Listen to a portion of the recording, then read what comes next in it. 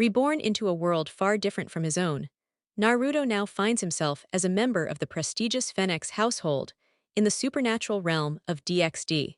As fragments of his past life slowly resurface, how will he navigate this new existence, especially with a royal engagement to a crimson-haired heiress and complicated ties to several other girls close to him? The netherworld realm of lost and condemned souls is said to be a terrifying abyss of torment and flames, where sinners suffer endlessly. Many scriptures describe it as a domain ruled by monstrous entities who feed on despair. These beings are known as devils, but this is merely the version spread by the sacred texts of the heavenly pantheon. In truth, devils are humanoid in appearance, albeit immortal and gifted with infernal abilities. Their domain, the underworld, is nothing like the tailies of damnation and brimstone. It is a place filled with cities, forests, and noble estates, albeit lacking seas, and ruled by a structured hierarchy. At the top sit the four great Satans, sovereigns of devil society. Beneath them are the 34 noble clans, once numbering 72, known as the Pillars, many of which perished during the ancient Great War against heaven and the fallen angels of Grigori. Among the surviving families is the Phoenix clan, beings of flame and wind, whose regenerative bodies mirror the mythical phoenix itself.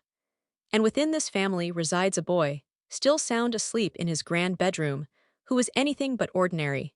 His name is Naruto Phoenix. Naruto stirred, disturbed by a persistent knocking on his chamber door. The door creaked open, revealing a small blonde girl, no older than 3. With curly golden hair and striking blue eyes, she wore a dainty, noble toddler's dress. She clambered onto the bed and bounced in the center, chanting cheerfully, "Nig-san, wake up." With a groan, the boy sat up, ruffling his golden hair. All right, Ravel, I'm awake." "Yay, let's go play," Ravel said, beaming. "Let me get breakfast first," he replied with a small smile. Satisfied, Ravel skipped off, leaving Naruto to start his day. He made his way to the adjoining bathroom, washed up, and got dressed, donning his usual orange tee, blue shorts, and sneakers. A glance at the clock told him it was already 10 a.m. Later that day, after a full day spent keeping his little sister entertained with various games, both physical and mental, Naruto joined her in heading to the main dining hall for supper. Though fond of Ravel, he found himself grateful the day was finally winding down. Upon arrival, they were greeted by the rest of the Phoenix household. At the table's head sat Lord Phoenix, their father. Beside him was their elegant mother, Lady Layla Phoenix. Their oldest brother, Ruvel, the current heir, and his wife sat to the left, while the third son, Riser, occupied the other end near Ravel's seat. As the younger siblings took their places, Naruto found himself seated next to his sister-in-law. Dinner commenced, and Naruto couldn't help but notice his parents casting him strange glances between bites.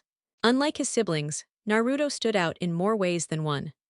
While his hair was blonde like theirs, it was unruly and wild, with face-framing bangs that contrasted the neatly groomed styles of his brothers. His eyes were a brilliant sapphire instead of the family's deep blue, and his facial features bore little resemblance to either parent. As the meal wrapped up, Lord Phoenix cleared his throat. "Tomorrow, Naruto, you will accompany your mother and me," he said firmly. "Huh, where are we going?" Naruto asked, curious. "We're visiting the Gremorys household," Lord Phoenix replied. "Why do I need to come?" His father explained that it was customary for young devils of noble birth to be introduced to other prominent families, just as his older siblings had once done. Though initially uninterested, Naruto changed his mind when his mother mentioned that the Gremorys had a daughter around his age. With Naruto reluctantly agreeing, Lord Phoenix turned to Riser and asked him to keep an eye on Ravel for the day. The next day, early in the afternoon, Naruto traveled with his parents via teleportation magic inside an elegant noble carriage. Bored by the trip, he napped most of the way until he was roused by his mother, who reminded him to tidy up. They were nearing their destination. Soon they arrived at the entrance of the Grand Gremory estate, where they were met by a welcoming party of servants. Ushered into the manor, Naruto was introduced to the Gremory family. Leading the group was a tall man with crimson hair and a well-groomed goatee, clad in a pristine white suit. Next to him stood a lovely brunette in a refined cream-colored gown. A bit off to the side was another man, youthful in appearance with similar red hair, and beside him, a stunning silver-haired woman in a French maid's outfit, complete with twin braids and a poised demeanor. But what truly captured Naruto's attention was the young girl his own age, her red hair flowing to her shoulders and wearing a dress similar to the older woman's. The crimson-haired patriarch stepped forward.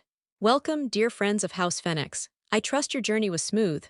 "Indeed it was, Lord and Lady Gremory," Lord Phoenix replied warmly. "A pleasure as always." He then turned to the second crimson-haired man. "And greetings to you, Lord Lucifer." "The pleasure is mine, Lord Phoenix," the man replied, then his gaze shifted to the unfamiliar young boy. "I see you brought someone new. Who might this be?" Prompted by his mother, Naruto stepped forward silently. All eyes were on him. This was no ordinary meeting. This was Naruto's introduction to the sovereign ruler of their world. And thus began a new chapter in the reincarnated life of Naruto Phoenix. Casually lifting his hand, Naruto gave Surzetsu a lazy wave. "Hey," he greeted simply. "Ow," Naruto yelped as a noticeable bump rose on his head. Rubbing the sore spot, he glanced toward his mother, who gave him a light scolding look and raised fist. "Naruto, you're in the presence of one of the Satans, try to be respectful," Lady Phoenix chided calmly. At her words, Naruto straightened his posture, cleared his throat with a cough, and turned back to Surzetsu. "Hey there, how's everything?" he repeated, waving again just as casually. "Ow, again, what was that for?" Naruto complained while cradling a fresh bump courtesy of his mother once more. Lady Phoenix let out a sigh, shaking her head at her son's lack of decorum. Before she could deliver another lecture, laughter suddenly filled the room. All eyes turned toward Surzetsu, who was chuckling heartily, wiping a tear from his eye. "Ha ha ha, I already like this kid." Lord Gremory cleared his throat, both to regain composure and draw attention back. "Now then, since introductions have been made, allow me to introduce my daughter." His gaze shifted to the small girl with crimson hair. "Rias, if you would." The red-headed girl stepped forward, giving a polite curtsy. "Greetings, I'm Rias Gremory, 5 years old, and heir to the Gremory family." Lord Phoenix nodded with satisfaction and spoke up. "Now that formalities are done, perhaps we should get to the matter that brought us here today." Lord Gremory nodded in agreement. Wishing for a more suitable environment, Lord Gremory led everyone to a dedicated meeting room. Inside, chairs and a long table awaited. The families took their seats, settling in comfortably. Once everyone was ready, both households exchanged glances. "Let's begin the discussion we started earlier," Lord Phoenix said, initiating. "Indeed, the alliance between our families," Lord Gremory responded warmly. Naruto's interest was clearly piqued, evident from his raised brow. Despite his age, he wasn't naive. He knew that merging families usually meant one of two things: either acquiring another family through political means or marriage arrangements. A pit began forming in his gut. Then it settled. The youngest son of House Phoenix, Naruto, and the heiress of House Gremory, Rias, are officially betrothed. Lord Phoenix declared proudly. 3 years later outside the Phoenix estate, Naruto lay on the ground, breathing hard, resting in the family's training yard. The area showed obvious signs of rigorous practice: scarred terrain, uprooted soil, and deep marks on surrounding rocks and trees.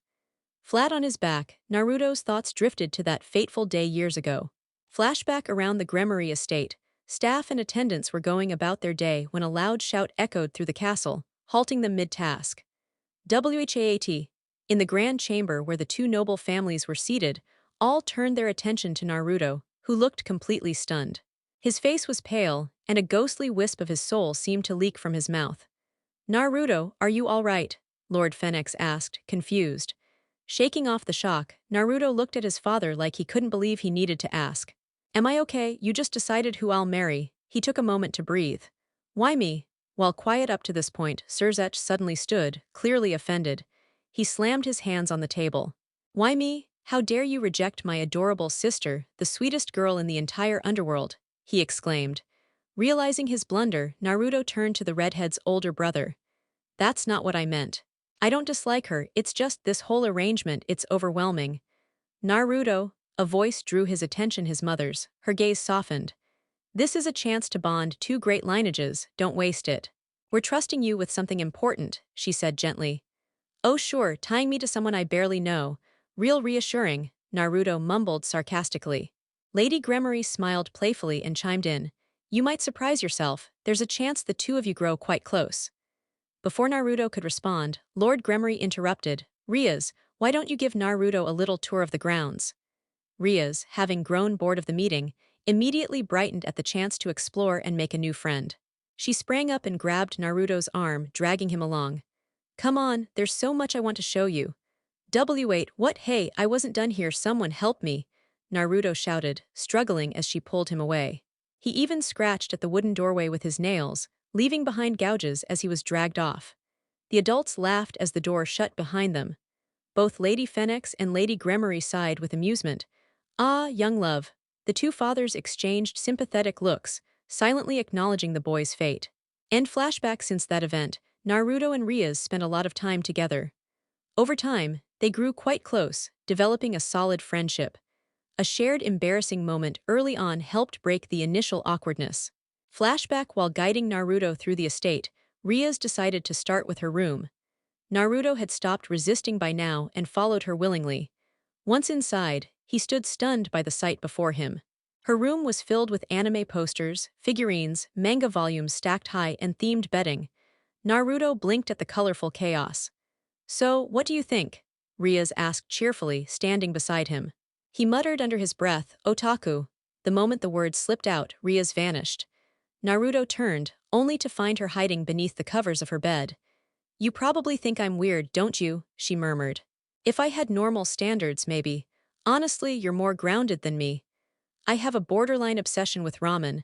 I can eat triple my weight in it, Naruto admitted. Peeking out from under the blanket, Riaz stared at him curiously. He went on to explain how his mother had to limit his ramen intake, and how he created secret hiding spots just to stash more for himself. That confession made Riaz giggle. You're right, you are weirder than me. End flashback. Since then, Naruto visited often, and their bond only deepened. Back in the present, Naruto shakily got to his feet, inhaling deeply before resuming his training. His muscles protested with each movement, but he kept going. He had a personal reason for pushing himself so hard.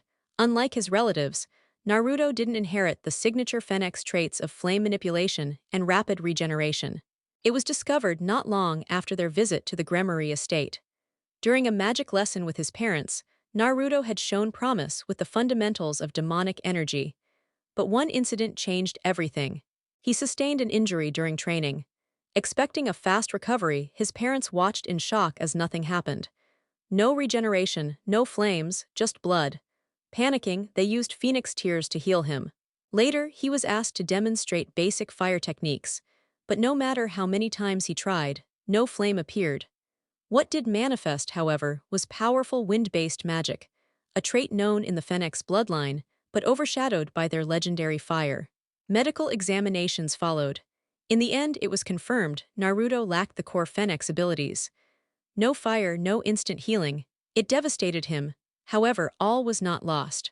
Though slow, Naruto's body did possess a unique healing property, stronger over time. Even his tears had potent regenerative qualities, though they acted much more gradually.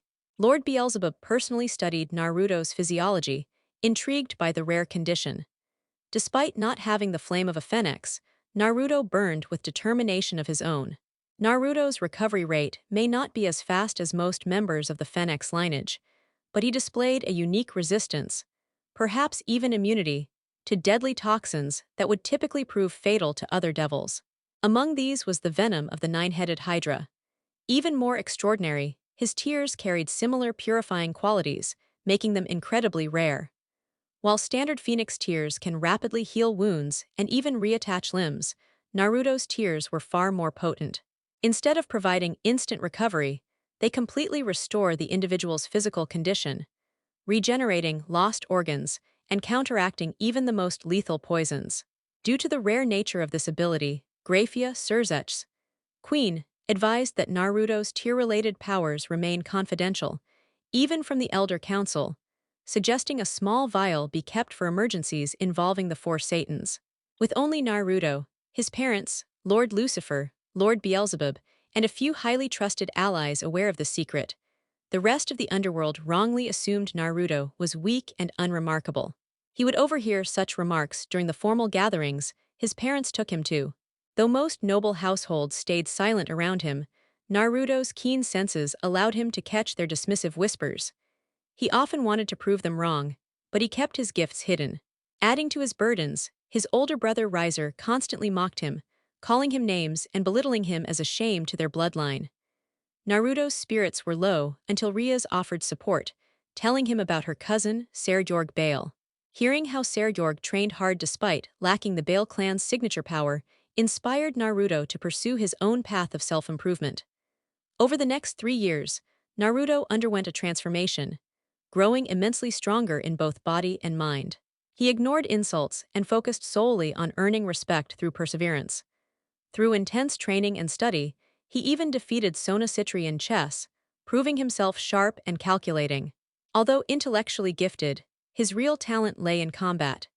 He honed martial arts to elite levels, regularly sparring with Riser's peerage members such as Ubeluna, Zulan, and Isabella, holding his ground or even gaining the upper hand. He also became highly skilled with weapons, especially with chains, katanas, and kunai. While his physical strength was impressive, what truly set him apart was his magical aptitude.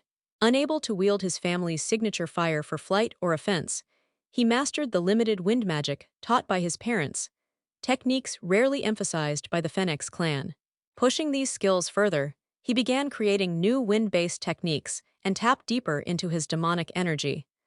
One such technique he created was Majestic Windbreaker Fist. Since flight eluded him, he developed an alternative, Shundo, a technique that temporarily tripled his speed for bursts of high-speed movement. This allowed him to face Riser's evil pieces head-on. Building upon that, he later achieved Void Shundo, enabling him to maneuver through the air and match Riser's pace in combat. His achievements impressed Lord and Lady Phoenix, who praised their son's remarkable adaptation and drive. Despite his limitations, Naruto had carved out a formidable reputation within the family.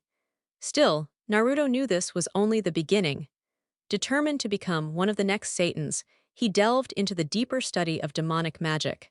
Most devils infused their demonic energy with elemental power, like Graphia's use of ice or Sona's manipulation of water. Naruto, however, theorized that demonic energy in its purest form could be shaped directly into offensive techniques. He recalled an anime he watched with Riaz, where a character formed an energy sphere using Kai. This sparked an idea.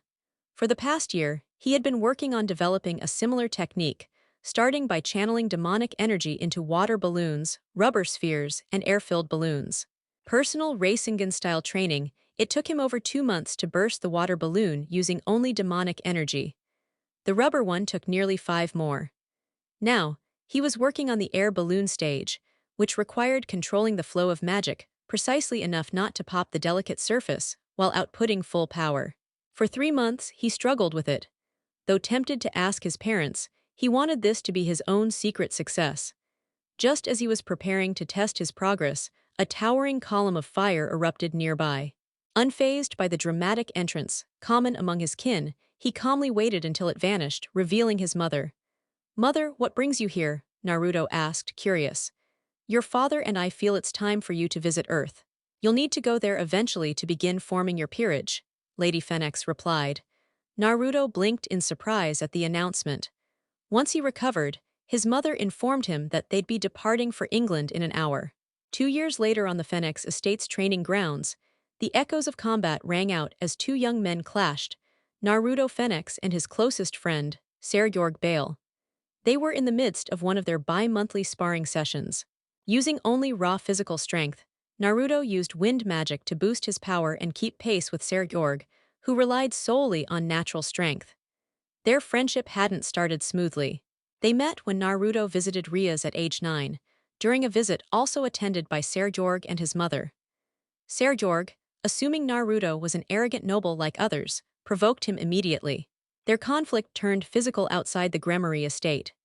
Riaz tried to stop them, but before she could, Surzech intercepted her and explained that boys sometimes settled disputes through action rather than words. The resulting battle left both boys exhausted on the ground, but also led to mutual respect. Afterward, they talked.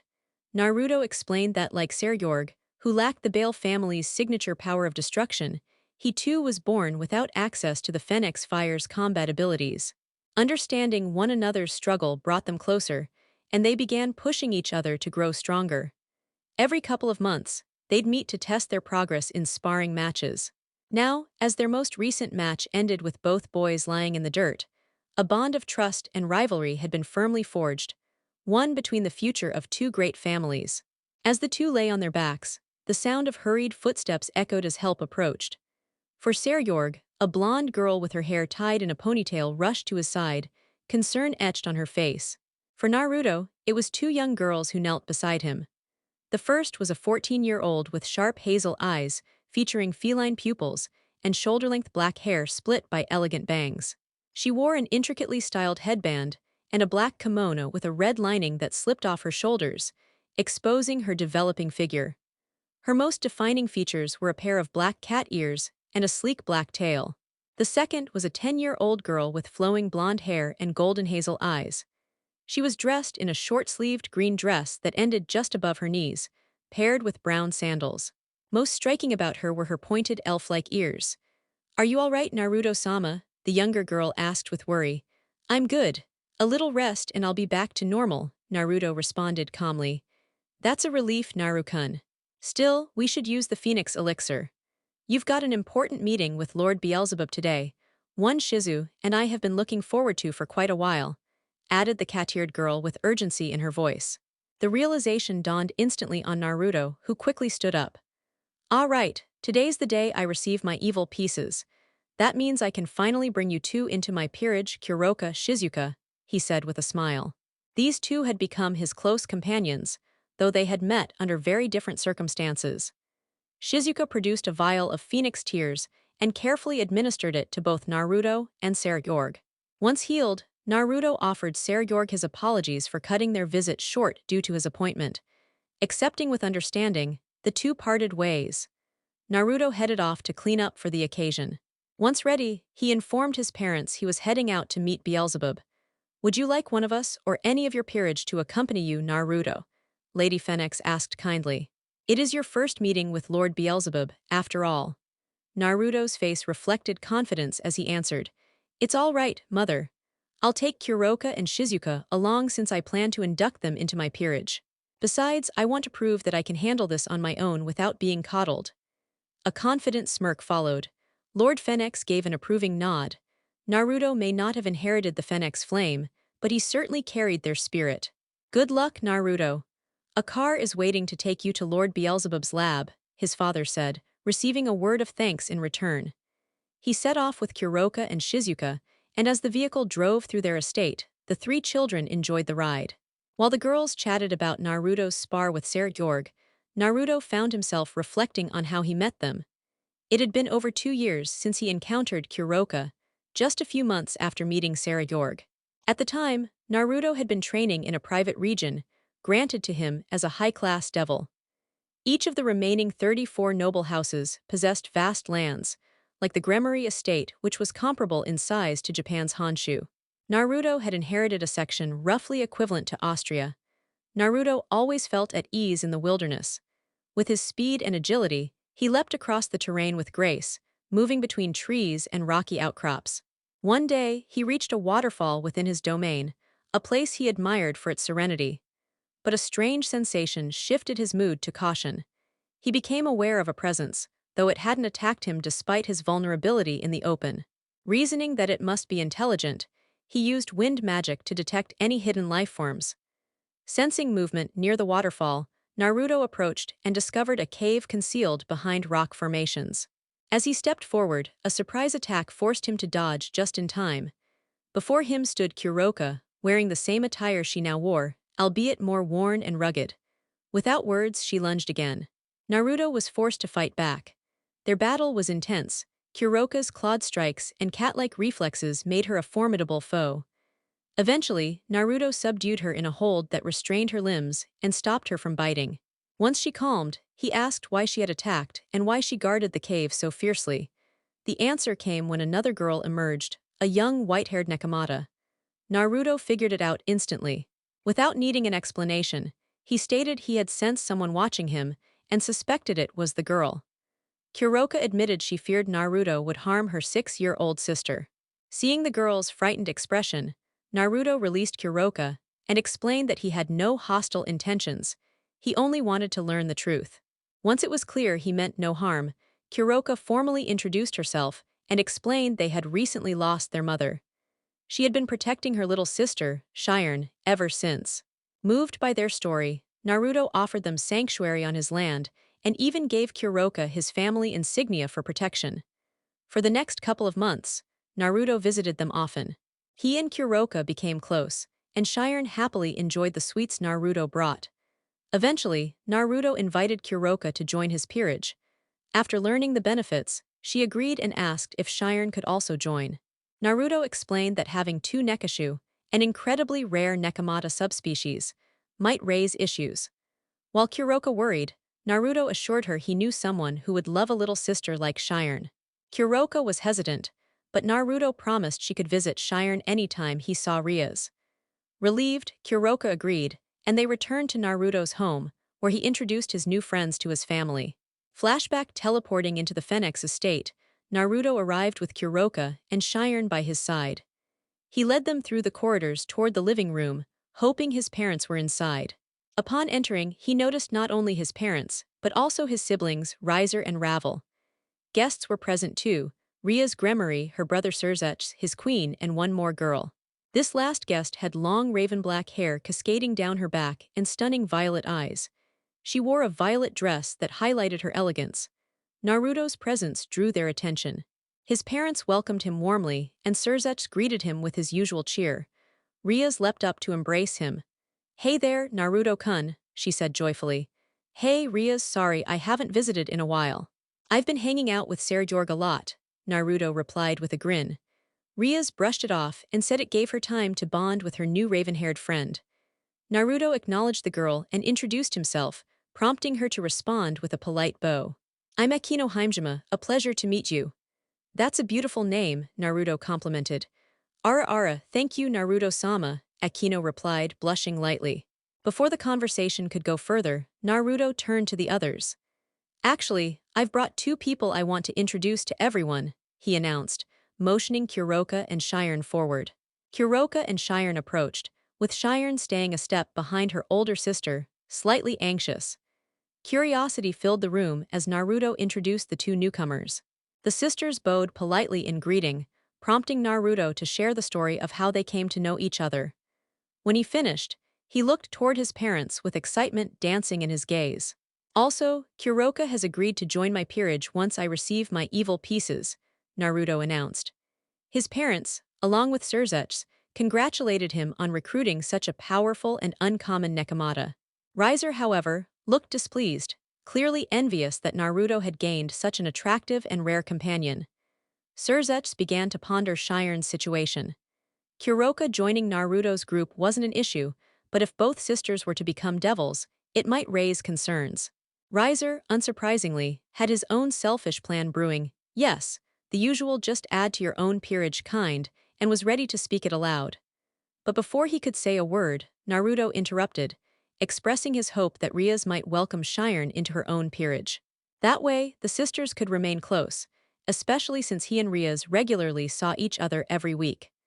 Ria's warmly agreed, her smile bright as she promised to take care of Shiren like her own little sister. Surzech was pleased at the new addition to Ria's growing family. Lord and Lady Phoenix gave their full support, arranging for a servant to escort Kuroka to her new quarters. Kuroka smiled softly at the gesture, while Surzech gave Graphia similar instructions since Shiren would be living with Ria's from now on. From that point forward, life had steadily improved for the Nekomata siblings. Flashback end, he also remembered the time his brother Riser tried to bargain with him to hand over Kuroka. A request Naruto instantly refused, fully aware his brother had ulterior motives. Riser had even roped their mother into his schemes, trying to pressure Kuroka into switching her allegiance to him instead.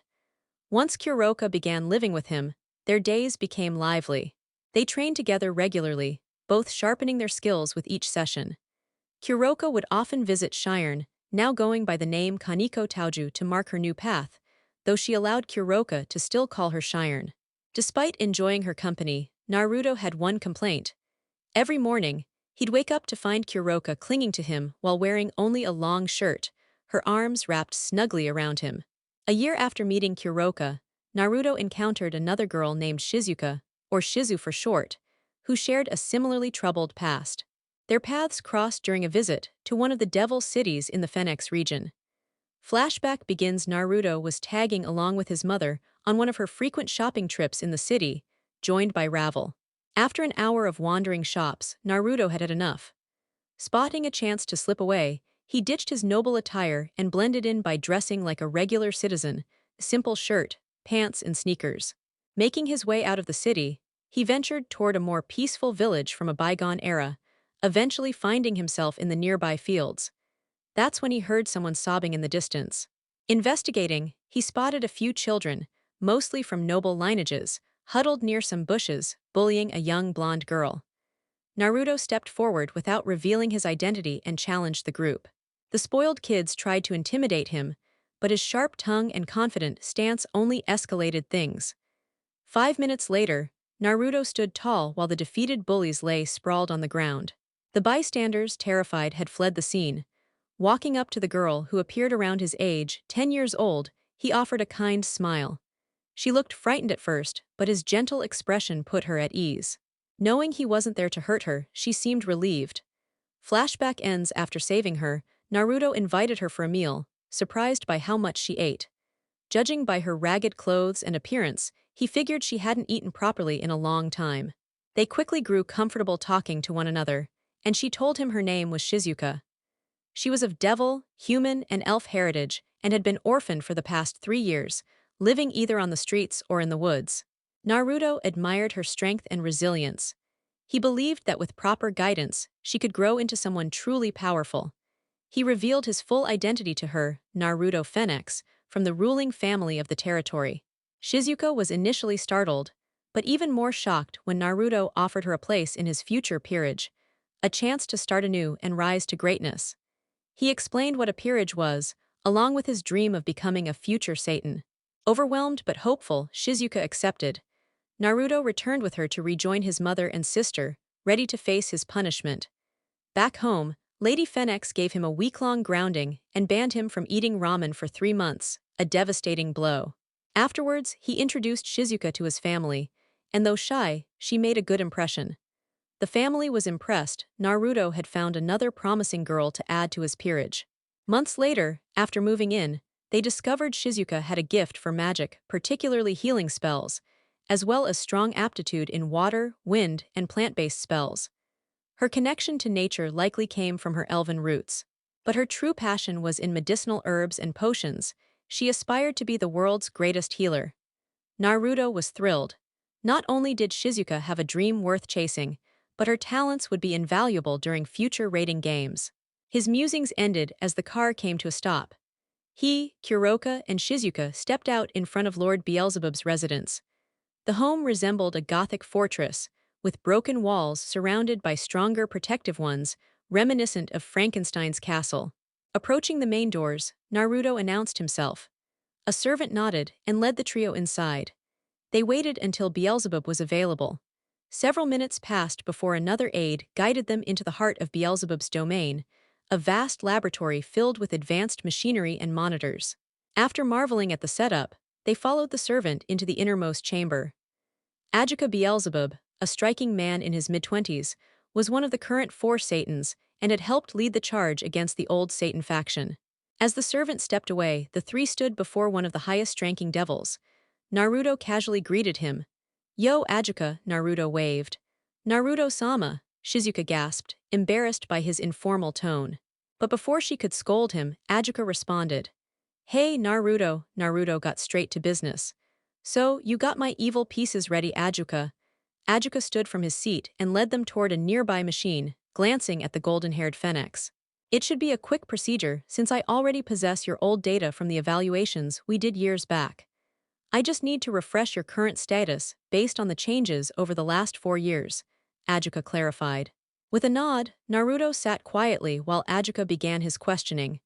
Naruto answered each query to the best of his ability. After completing the assessment, Ajuka activated the machine, which whirred for a few minutes before producing a set of chess-like pieces. Glancing at the newly forged pieces, Ajuka turned to Naruto. "All right, your evil pieces are complete. The last step is to anoint them with your blood. This will bind the set to you and you alone," he instructed. Naruto nodded in acknowledgement and stepped forward. Gazing down at the pieces, he summoned a sharp wind blade and sliced across his palm. Holding his bleeding hand over the set, he squeezed to let the blood flow freely over them. As his blood dripped across the set, the pieces began to emit a faint glow, gradually absorbing his power. Moments later, Naruto's wound began to heal swiftly, and he used a tissue to wipe away the remaining blood. The pieces had now taken form, golden in hue with tiny orange-red flames flickering at the base, each rimmed with a sleek silver-black edge. Well, it wouldn't feel like Naruto without a touch of orange. As Naruto, Kuroka, and Shizuka admired the pieces, Ajuka began to explain. There are 16 pieces total. All but one are designed for members of your peerage. He pointed to the king piece. This one is exclusively yours. Once it merges with you, the others will respond accordingly, he elaborated. Naruto picked it up, and the piece sank into his body. He looked at Ajuka curiously.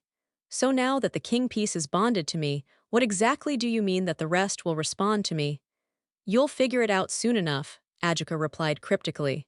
Shrugging it off, Naruto asked about the abilities of the remaining pieces. Ajuka began to summarize. The queen is equivalent to 9 pawns and carries the combined traits of a rook, knight, and bishop. It's the second most important piece, acting as your right hand. Rooks are worth 5 pawns and serve as the physical powerhouses. They offer strong offense and defense but lack in speed, making them vulnerable to fast opponents. Bishops specialize in magical prowess and can wield a variety of spells, including healing. However, powerful magic drains energy quickly, making recovery difficult. Knights, valued at 3 pawns, boost speed and agility. They excel in swift strikes but are fragile, with low defense, especially if their mobility is compromised. Lastly, the pawns, each worth 1, are standard, but possess the ability to promote into other pieces in enemy territory during battles or by receiving your permission. That's the basic rundown. The rest you'll have to explore on your own, Ajuka concluded. Naruto inspected his pieces further and noticed something unusual in 3 of them. Pointing it out, Ajuka leaned in and looked intrigued. Well, that's a first. Seems you have 3 mutation pieces. A rook, a bishop, and a knight, Ajuka explained. Mutation pieces are rare anomalies capable of reincarnating individuals who would typically require multiple standard pieces. Instead of needing several pawns or a combination, a single mutation piece could suffice. Roughly 1 in 10 devils ever get a mutation piece. For you to have 3, that's practically unheard of, Ajuka noted with surprise. Turning to Kuroka and Shizuka, Naruto smirked. All right then, time to get started, he said, making the 2 girls smile in anticipation. He examined the pieces once more before speaking. Shizuka, you have natural talent with herbs and healing methods. I think a bishop role fits you well. Kuroka, you've been steadily growing stronger, especially with your plans to study senjutsu and yaojutsu. You'll benefit from the bishop piece too. The queen role demands more specific traits I don't see in either of you. What do you mean? Shizuka asked curiously. You dislike direct combat, and the queen must be able to step in if needed, Naruto explained, to which Shizuka nodded. As for Kuroka, let's say responsibility isn't really her strong suit. Hey Tilda. I'm plenty responsible, Naya, Kuroka pouted. Really? Then why's your room always a disaster? Naruto shot back flatly, making her blush in embarrassment, something even Lady Phoenix had commented on before. Well, let's get on with it. I'm guessing you'll need more energy to revive Kuroka due to her power level, Naruto said, handing her the mutated bishop piece and giving Shizuka the normal one.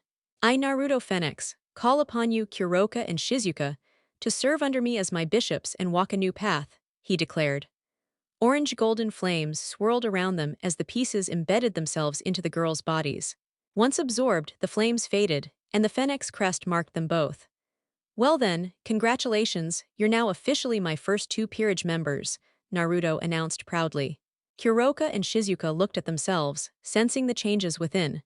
Before they could react, Ajuka began clapping. Impressive choices, Naruto. I'm curious to see who else you'll select, especially for those other mutation pieces, he remarked, clearly intrigued. With the process complete, Naruto left the lab alongside his 2 newly appointed bishops, carrying the rest of his evil pieces with him.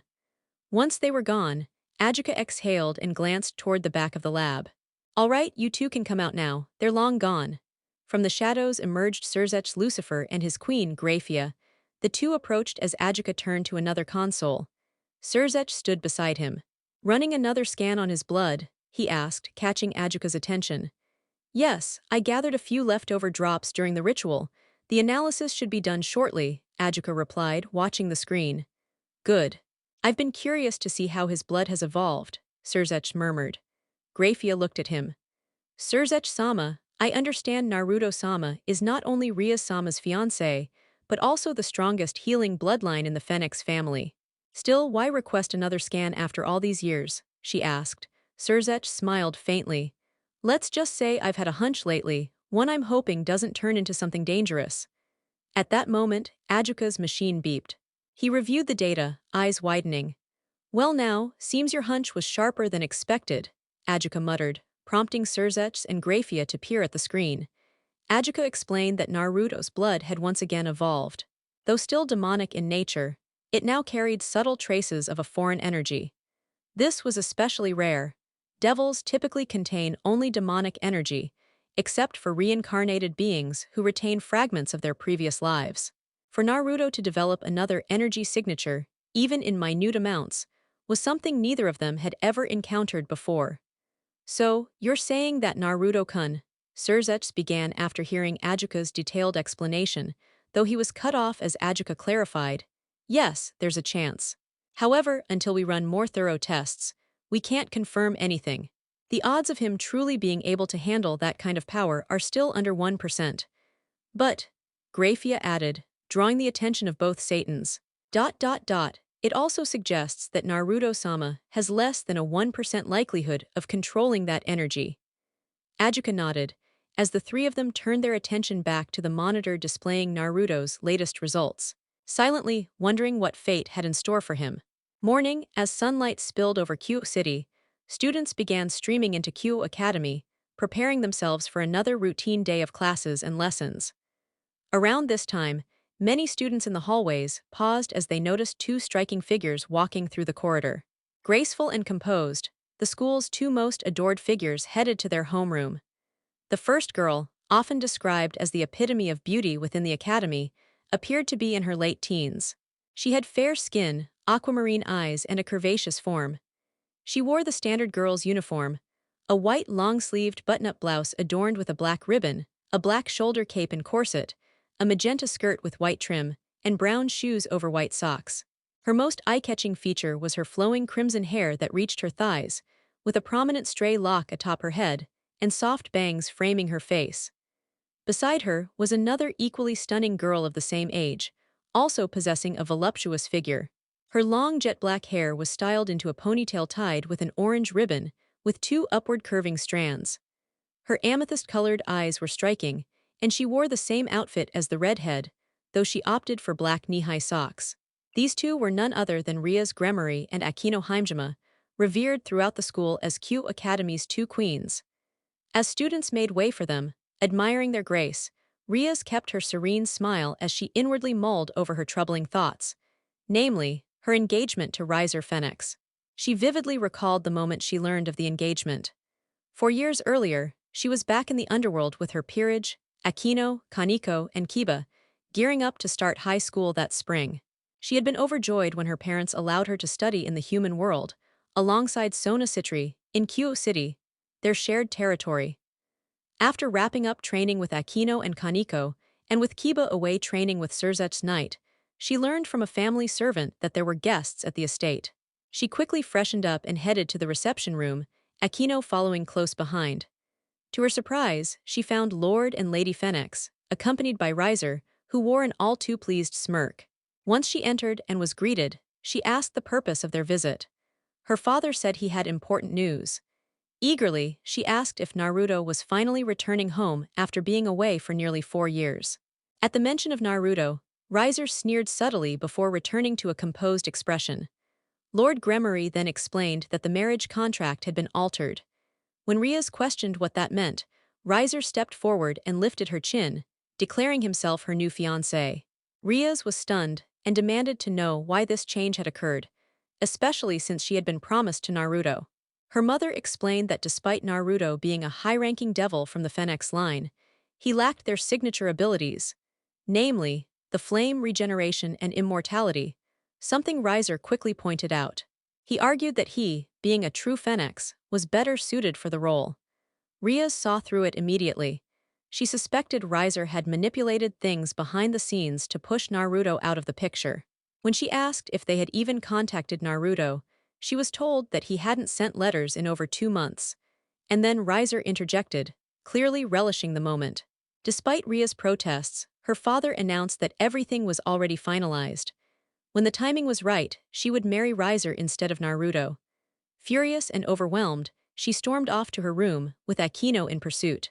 Now, as she walked toward class, her hand moved to her chest, stopping at a nearby window. She turned her gaze toward the sky, fingers brushing against the green crystal pendant around her neck, a treasured gift resembling the Shodai Hokage's necklace. It wasn't just an accessory, it symbolized a promise, a bond. She vividly recalled the day she received it, 8 years ago. Flashback in the Gremorys family's estate, Ria stood outside on the training field, watching a sparring match. Around her stood Akino, Kaneko, Kuroka, and Shizuka, each watching with interest. Naruto stood on one end, panting from exertion, locked in combat with a formidable opponent, Beowulf, a member of Lucifer's elite guard and a descendant of the legendary warrior of the same name. He looked to be in his mid-20s with rugged brown hair.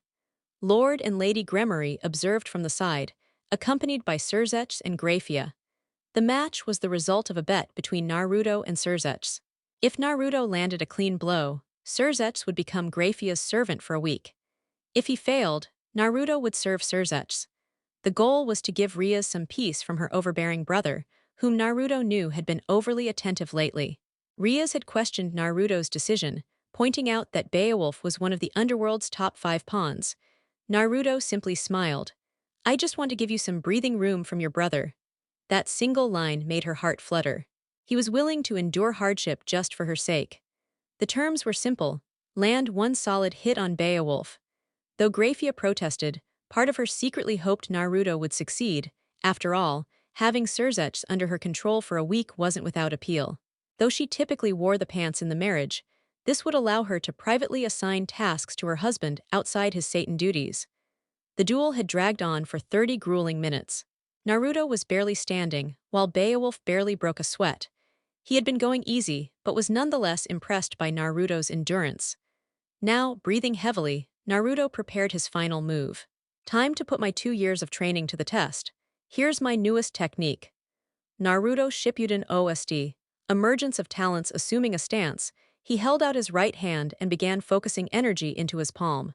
A swirl of raw magical force gathered and began rotating rapidly, forming a concentrated sphere of power. Onlookers watched in fascination. Riaz and the others were transfixed by the technique, wondering what he had created.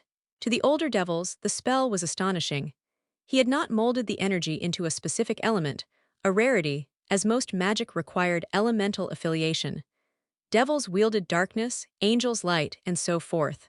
Grafia used ice, Uriel divine fire, but Naruto's energy was still in its pure, unaltered state. To them, it looked like a miniature maelstrom, perfectly befitting the one named Naruto. Once he was ready, Naruto took a deep breath and prepared himself, knowing he only had one real shot. Across from him, Beowulf also got into position. The two faced off like gunslingers in a classic Western standoff. After a moment of tense silence, both Naruto and Beowulf charged forward, with Naruto initiating his move.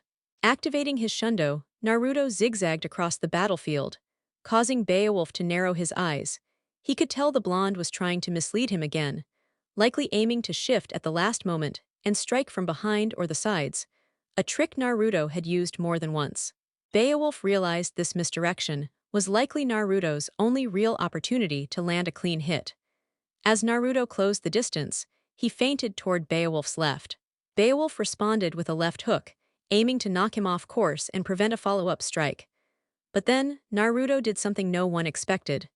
Twisting his body mid-motion, he narrowly dodged the punch and charged his void shundo, shifting with an explosion of speed. Beowulf felt the energy surge at his feet and tried to anticipate the direction Naruto would move next, but his attention was misplaced. Naruto wasn't going for a blind spot. He was aiming straight for Beowulf's arm. In a flash, Naruto's strike hit Beowulf's forearm. The momentum of both attacks redirected Beowulf's punch, turning it into a full-force hook that slammed straight into his own face, his nose taking the full brunt. Background music, Naruto Shippuden OST Gekiha. The arena fell silent. The crowd was stunned. The girls stared with wide eyes, all except Kaneko, who maintained her usual expression, though her eyes betrayed her surprise.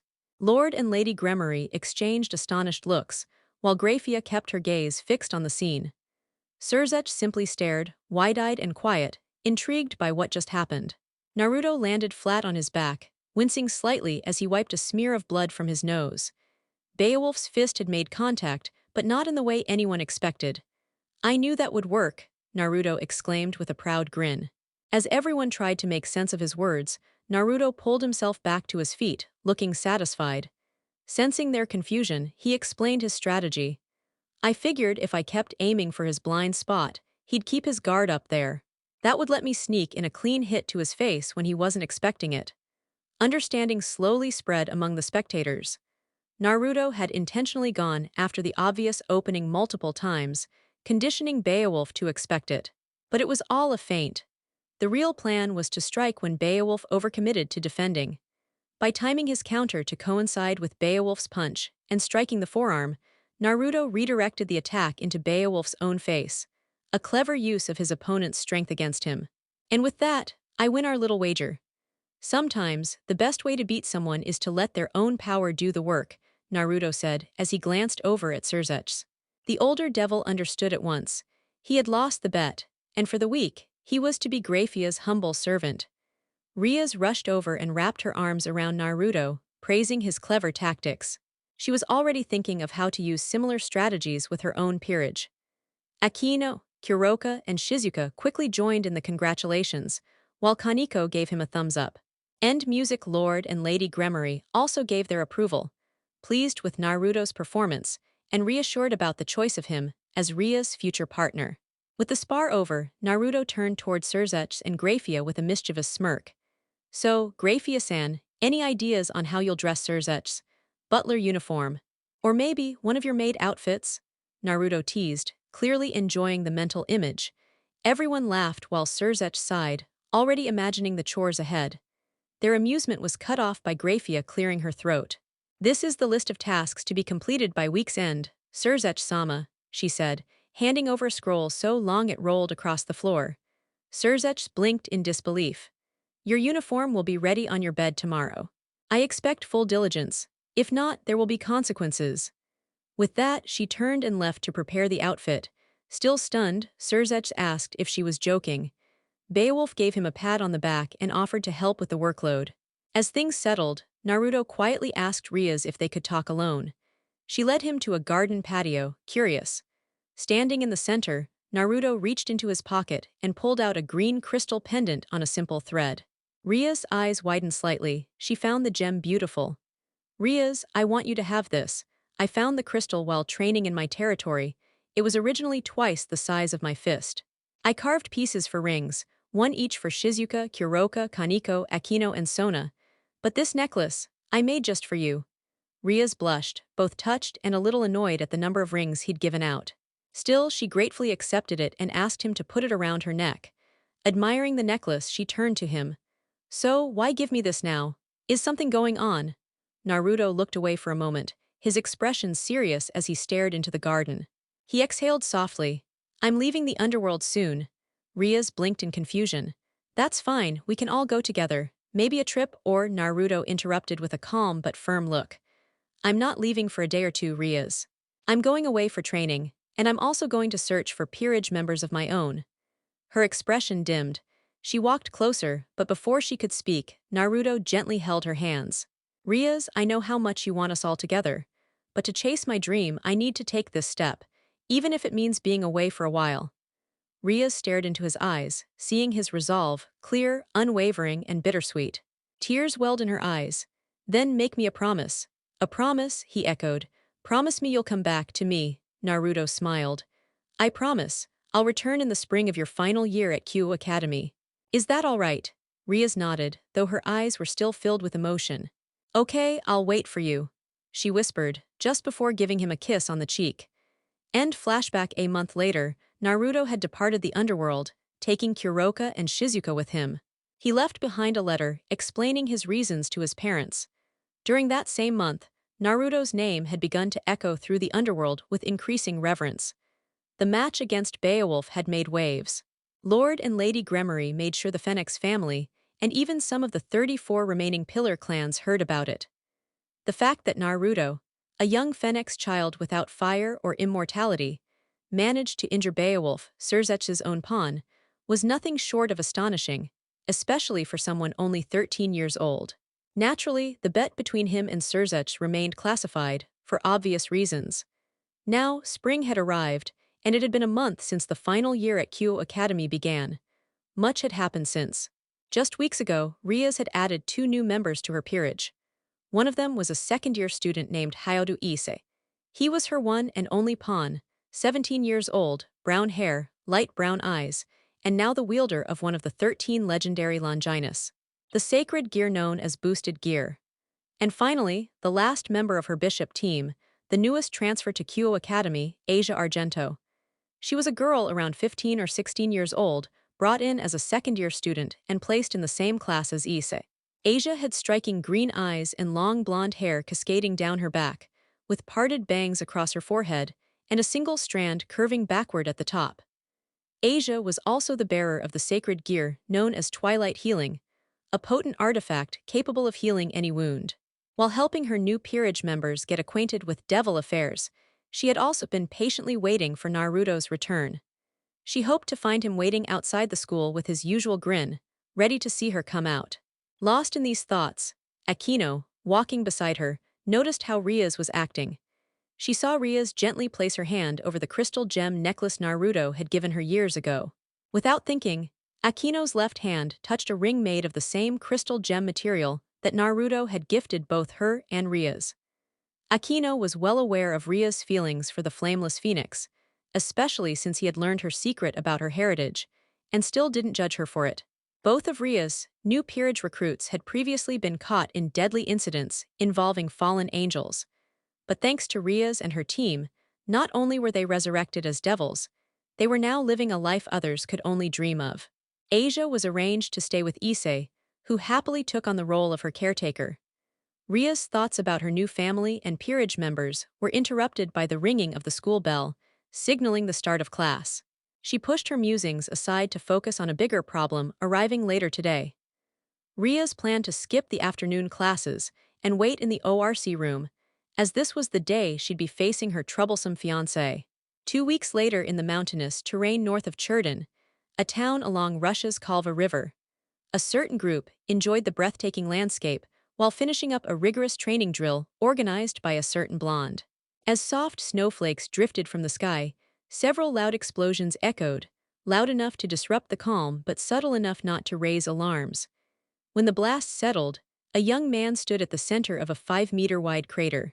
The young man looked to be in his late teens or early 20s, standing about 510. He had sapphire blue eyes and spiky blonde hair with bangs framing his face. Despite the freezing weather, he wore a short-sleeved black shirt beneath a blue denim jacket, loose blue jeans, and steel-toed boots. In his right hand, he held a finely crafted sword with a blue gem set just above the hilt. Yu-Gi-Oh card, Noble Arms Excaliburn. Across from the crater stood his 2 challengers. The first was a tall, stunning young woman around 18 or 19 years old, about 58. Her vanilla blonde hair was usually tied up in a bun, and her violet eyes shone brightly. She had a well-defined hourglass figure, accentuated by her armored fencing outfit and slender sword. Bust, 95 waist, 60 hip, 83 wiki file. Sylvia Van II was a 16-year-old boy, 54 tall, with short chestnut hair and large amber eyes. He wore traditional green Chinese robes, white kung fu pants, and black-soled kung fu shoes. In his hands, he wielded a giant sword. The blonde boy stepped out of the crater created by their combined attack, visibly impressed. "You two put together a solid combo. If I hadn't used my technique, that would have landed," the blonde said. "I thought we had you with that 4-way distraction Sylvia set up so I could finish it," the frustrated chestnut-haired boy replied. "Sorry to disappoint, Lee, but you didn't account for how I used my skill to dodge the hit. Still, Sylvia, I have to say, I was impressed you managed to create 4 afterimages while pulling off 5 slashing attacks with your sword like that, the blonde remarked. Thank you, Naruto-sama. But that move's a last resort for me. It requires extreme precision, speed, and strength, which drains my focus and stamina. Sylvia replied between breaths, gripping her rapier tightly. Naruto Phoenix was here in Russia, training alongside his peerage to prepare for his upcoming reunion with his family. After this week, he planned to return to the underworld accompanied by his team. Currently, Naruto was working on improving both his knight's speed and defense, as well as their magical offense. Meanwhile, most of his peerage members were conducting their own individual training throughout the mountainous terrain. Just as they were about to continue their conversation, sudden explosions and the sound of falling debris echoed nearby. Curious, Naruto and his knights moved toward the noise. Arriving in an open clearing, they witnessed another explosion that sent snow flying in all directions, blanketing the area. From the smoke emerged 2 figures, one standing near the crater, the other perched atop a nearby boulder with arms crossed.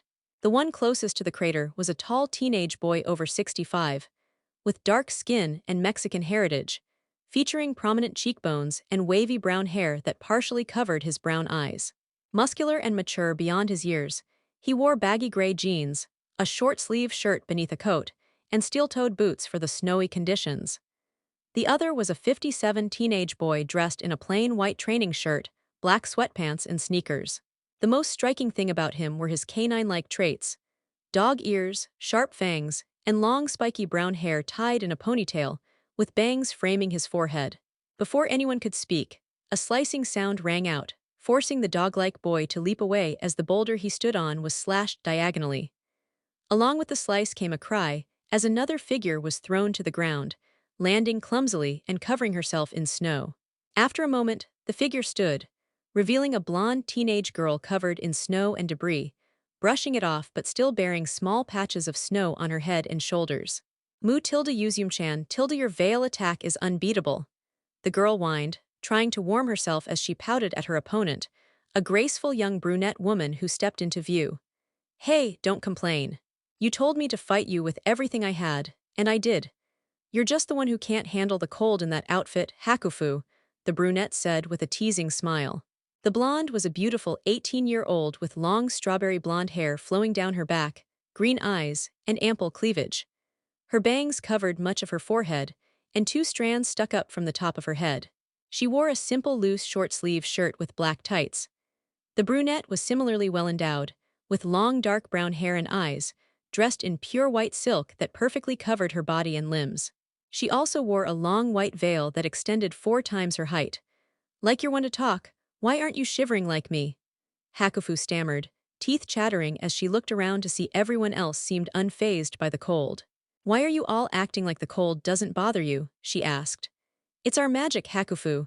Didn't Naruto-kun explain how to use magic to create a protective coat against the cold? The veil girl replied. Hakufu hesitated and blushed, too embarrassed to answer Yuzum. Man, you're acting dumb, Yuzum teased, prompting Hakufu to fire back. No, you're the dumb one. People who call others dumb are the dumbest, she retorted.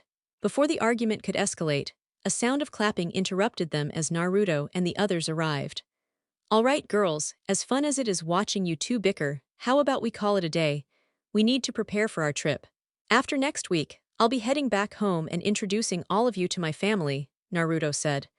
Everyone nodded, though a few showed signs of unease, knowing what was about to come. Naruto explained that by joining his peerage, they'd be required to study the history of the underworld, as well as the lineage of their king's family.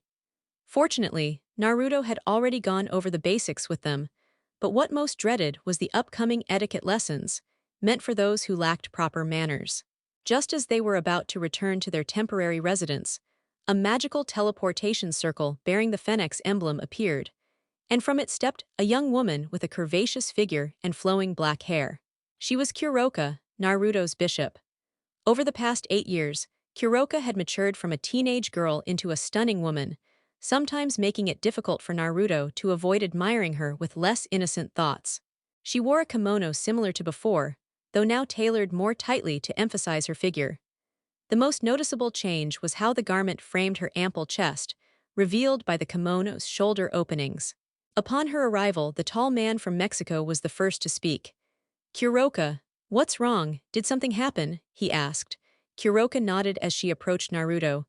"Naruto-kun, there's something urgent I must tell you. Shizu just received word from one of our contacts," she said, leaning in close so he could hear. Whispering the information to him, Naruto's expression shifted from concern to confusion, and then to blazing anger. After hearing the news, he fixed Kuroka with a fierce look. "When will it start?" Naruto asked his beautiful bishop. "It begins tomorrow night," she replied.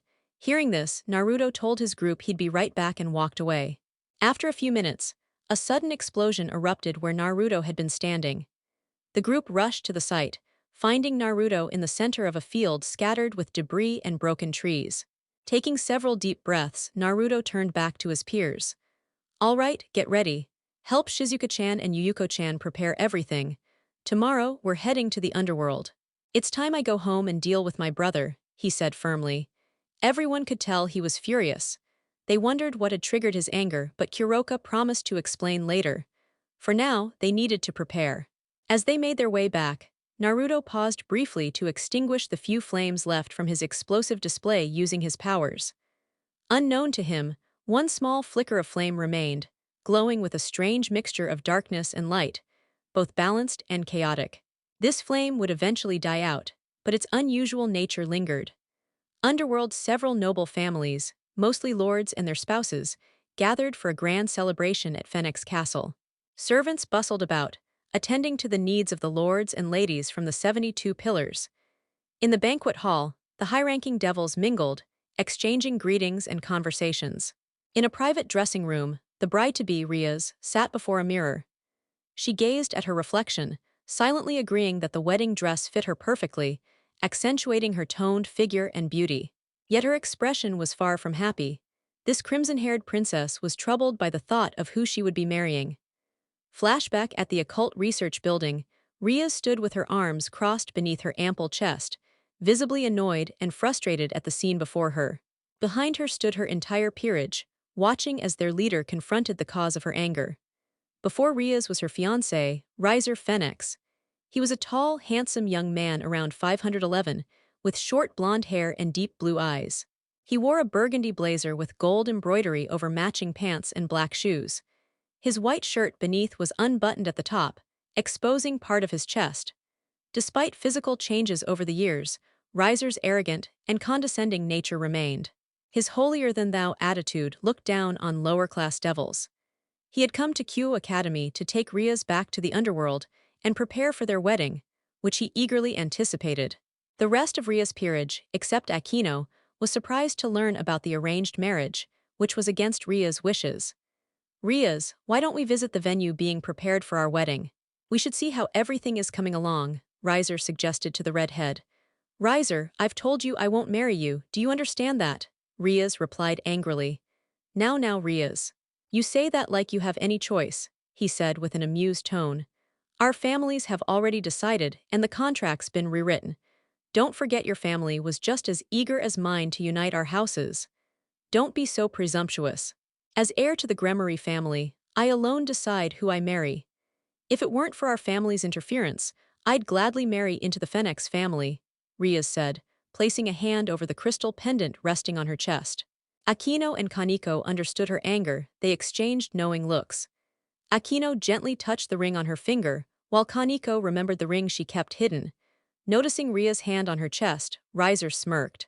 "Why don't you just forget about him? He ran away from his duties, ones that should have been mine. I'm more suited for this role than he is." Rias glared. "He didn't run away. Unlike you, he went to find his peerage and trained hard to achieve his dream. He's far more worthy to be my husband than you are to bear the Phoenix name. Besides, he promised to return during my final spring term. When he does, everything will be set right." Riser narrowed his eyes, displeased at the comparison. Regaining his composed expression, he said with a confident smirk, "If he truly promised you that, why isn't he here? Or better yet, why hasn't he visited over all these years?" End flashback. Rias and Riser had argued fiercely, with Riser even threatening to destroy her peerage to force her return to the underworld as his bride. As the tension escalated, Graphia, acting as mediator, interrupted. Since the dispute wasn't resolved, Graphia declared a raiding game to settle matters. Riaz accepted, seeing it as her chance to break free, though she knew if she lost, she'd be forced to marry Riser immediately. Riser summoned his peerage, 15 women in total, while Riaz was given 2 weeks to train hers.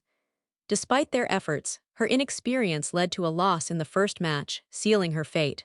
Looking at herself again, she touched her crystal necklace and recalled not only her closest male friend but the one she loved. She remembered when he told her he was leaving, and the sadness that followed. Her heart ached because she had harbored feelings for him. He always cheered her up, treated her like an equal, cared deeply about her dreams. Unlike other devils, Naruto always called her simply Riaz, nothing more, nothing less, a sign he saw her for who she truly was. Naruto was someone who didn't care about titles or status, casually addressing even the Satans, especially Surzuts, in a friendly manner, or teasing him with nicknames like idiot. He neither feared nor respected social rank. Her memories faded as she heard her name called. Her parents were waiting. Slowly rising, she stepped forward, knowing each step brought her closer to losing her freedom.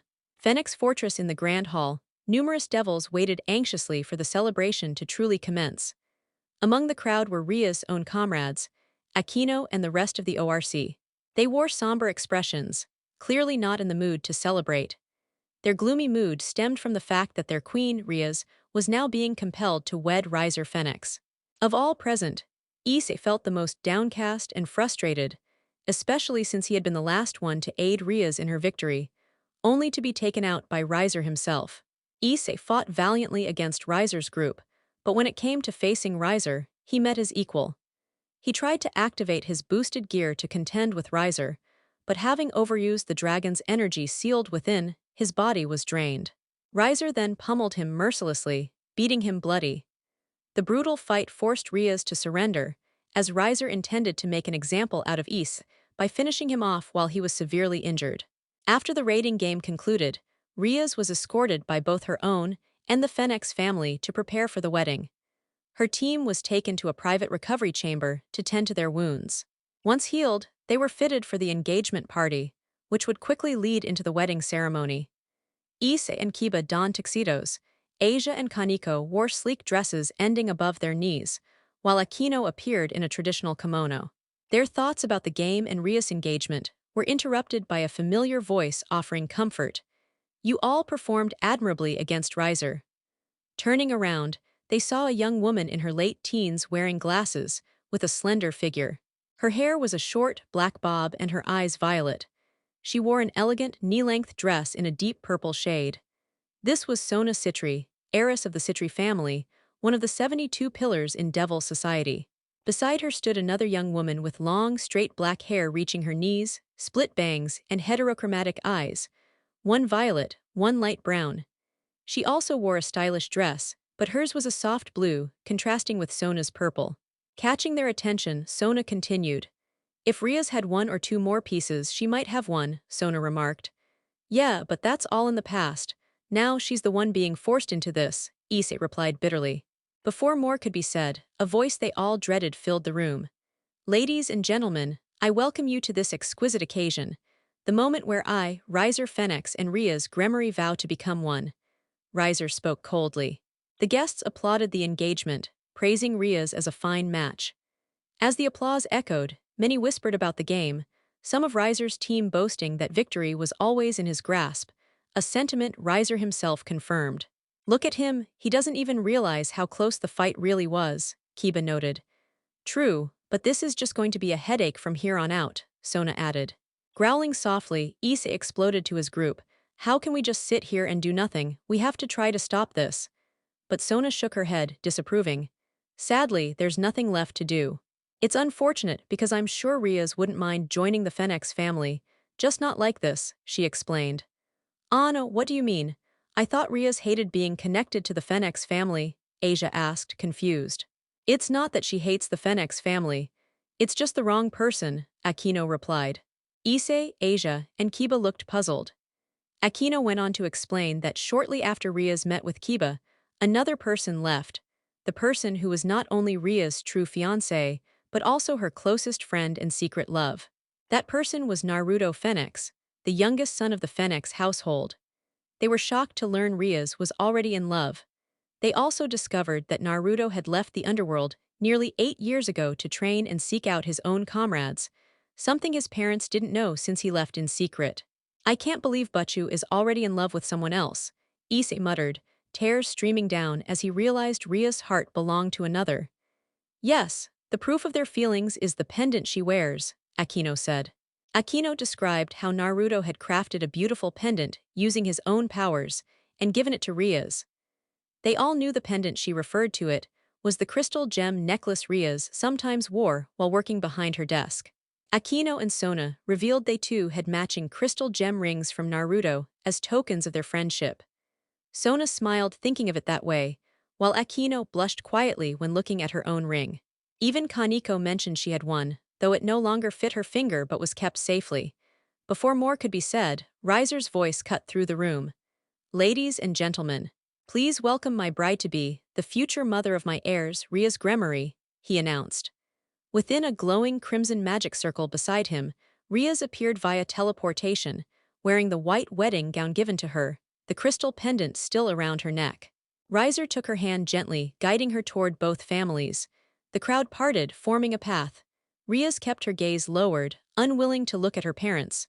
Upon reaching them, they both bowed slightly. Riser then turned to Riaz. Now then, my love, let's enjoy our moment, for after tonight we are one. You are my wife now, so forget your worries and savor this time. That includes removing that pendant, he said, noticing her staring at the necklace gifted by his younger brother. Riaz seemed about to protest, but Riser grabbed the pendant, broke its chain, and tossed it aside. Riaz stared in shock. It was a symbol that her life, her future, and her dreams had been shattered.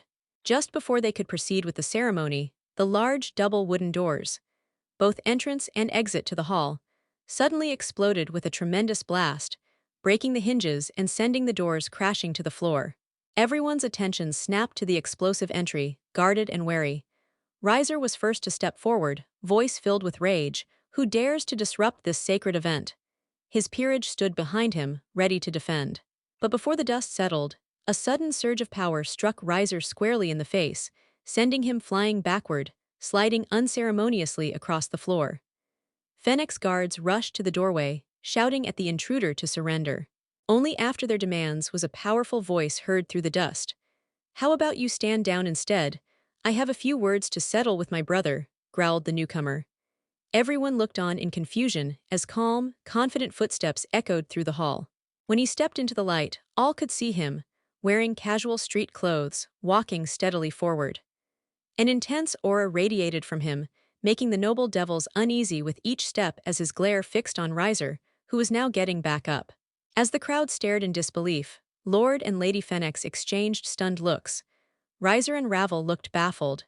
Riaz, meanwhile, began to weep, unable to believe he had returned at this moment. Once he stopped just 5 meters from the stage, he looked toward both the Gremorys and Fennex families. Hello, mother, hello, father, I Naruto Fennex have come back, he declared flatly. Hearing his own introduction before the family, the high-ranking devils whispered excitedly, Naruto, the runaway son of the Fennex clan, had returned. As guests murmured, both families carefully examined him. They noted how much he had changed from the little boy they once knew. The one constant was his eyes, still focused and resolute. As the dramatic entrance ended, the only one who moved was Riaz. She took a hesitant step, then another, before lifting her dress and sprinting to him, throwing her arms around his neck and crying. Naruto-kun, you're finally back. I missed you so much, she stammered, tears streaming down, overwhelmed with relief and joy to see him alive and present, not just a dream. Sorry it took so long to return, but I'm here now, that's what matters. Relax. First, I'll handle things here before we can properly reunite, Naruto said gently, easing her away as he moved forward, Riaz by his side. Calm and composed, Naruto slipped off his jacket, transforming it into a cape draped over his shoulders, revealing bandaged forearms. As he neared his destination, he noticed Riaz walking with him and raised a hand, signaling he wanted to face this alone. Riaz hesitated but saw the determination in his eyes. This wasn't a request. His sole focus was confronting his brother. Yami Yugi-style jacket worn stepping onto the stage, he now stood face to face with Riser, who also looked furious, as the two brothers narrowed their eyes at each other. Everyone remained silent as the siblings locked gazes. Naruto was the first to break the quiet. "Hello, brother, it's been some time," he said plainly. "Yes, it has, and luckily, you've returned at a very special moment, at the wedding ceremony of Ria's and me," Riser replied with a smirk.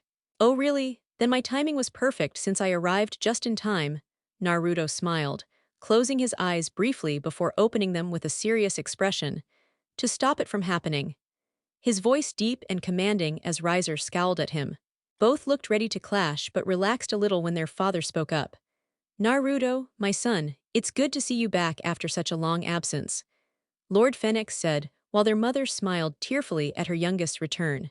"It's good to see you too, father-mother, and also Lord and Lady Gremory, though, I must admit, I'm conflicted about what you both are doing to me and Ria's," Naruto said without taking his eyes off Riser. Both sets of parents looked a little ashamed as Naruto mentioned the change regarding him and Ria's engagement. Before anyone else could speak, Riser stepped in. "It's actually better this way that Ria's fiancé was changed. After all, the contract states that the Phoenix family's youngest son is to wed the Gremory heir. Since you lack any Phoenix powers, you don't truly qualify. Unlike you, I am a genuine Phoenix wielding immense power," he said plainly. "Oh, and what proof do you have that you're the true Phoenix? The legendary Phoenix, whose power far surpasses our family's, is said to possess a fiery soul that never burns out. I may not have our family's powers, but I do have that soul, something you lack," Naruto said with a grin provoking Riser. Before tensions could rise, a familiar voice approached.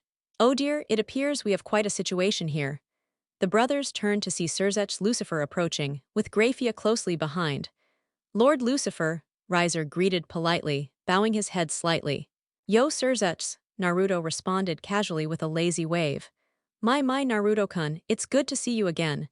The years have treated you well, you've changed quite a bit," Surzech said cheerfully. "But I see we have a bit of a predicament," Surzech noted, as the brothers again narrowed their eyes at each other.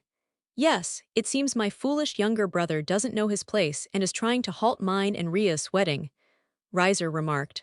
"A wedding that was originally meant to be between Ria's and me. I only just learned about this, as both our parents made this decision without waiting for me to return to the underworld," Naruto explained. Surzech sighed, having already told his parents, Lord and Lady Gremory, that they should have discussed this with both Ria's and Naruto. It didn't help that Naruto had been missing for almost 10 years, leading Lord and Lady Phoenix to think he was dead. Clearing his throat, Surzech got their attention again. "Well, given the lack of communication and the various circumstances over the years, I believe I have a fair solution," Surzech said calmly. Before he could continue, Riser interrupted politely. "With all due respect, my lord, why are we discussing this now? Since my brother left, a new engagement contract was formed naming me as your younger sister's fiancé. That should settle things, as the old contract is void," Riser pointed out. "You mean this one?" Surzech said, pulling out the original contract from his uniform. Riser and the others stared dumbfounded at the contract Surzech held. He explained that under his orders, Grafia had made a copy of the original, which everyone else had destroyed, while he kept the authentic one. "I anticipated Naruto-kun might want to object, but knew the new contract would complicate things for him. So I kept the original in case Naruto returned before Riser and Ria's marriage," Surzech said with a small smile. Everyone was surprised at how Surzech had anticipated the issue. He then resumed what he had planned to say before Riser interrupted. "Very well, as I was saying, I have a solution. A raiding game, a one-on-one duel between Naruto and Riser. Of course, if Naruto has a peerage like Riser, it will be Naruto and his peerage versus Riser and his," Surzech explained. Naruto and Riser exchanged looks, and Riser grinned confidently. "I accept your terms, Lucifer-sama. I will defeat my little brother and prove what a true Phoenix is, putting him in his place," Riser boasted. "I have a peerage too. Trust me, after we're done, you'll see what kind of Phoenix I really am," Naruto replied seriously, and they glared at each other. "Then it's settled. You have half an hour before the match and your peerages begin," Surzech announced, as Naruto and Riser stepped back to prepare. Before walking away, Naruto looked at Surzech and Riser and said one thing. "Before we start, my only request is that if I win, both contracts to marry Ria's are null and void, and she can decide whom she wishes to marry." he stated simply. Oh, why is that, Naruto-kun? Don't you want to be with my sister? Surzech asked, with curiosity from everyone. It's simple, Naruto began, looking toward the crimson-haired princess. The only tears a man should cause a woman to shed are tears of joy, not pain. I have given Ria's tears of pain, so I don't have the right to marry her, he said plainly. Hearing this, Ria's blushed deeply, touched that Naruto cared enough to free her from their engagement. As Naruto walked away, ignoring his parents' calls, his mind was focused. He spotted something sparkling and bent down to pick it up. 30 minutes later, Naruto and Riser stood facing each other, with Riser's peerage behind him. Naruto noticed Ravel among them and raised an eyebrow. Why is Ravel standing with your peerage?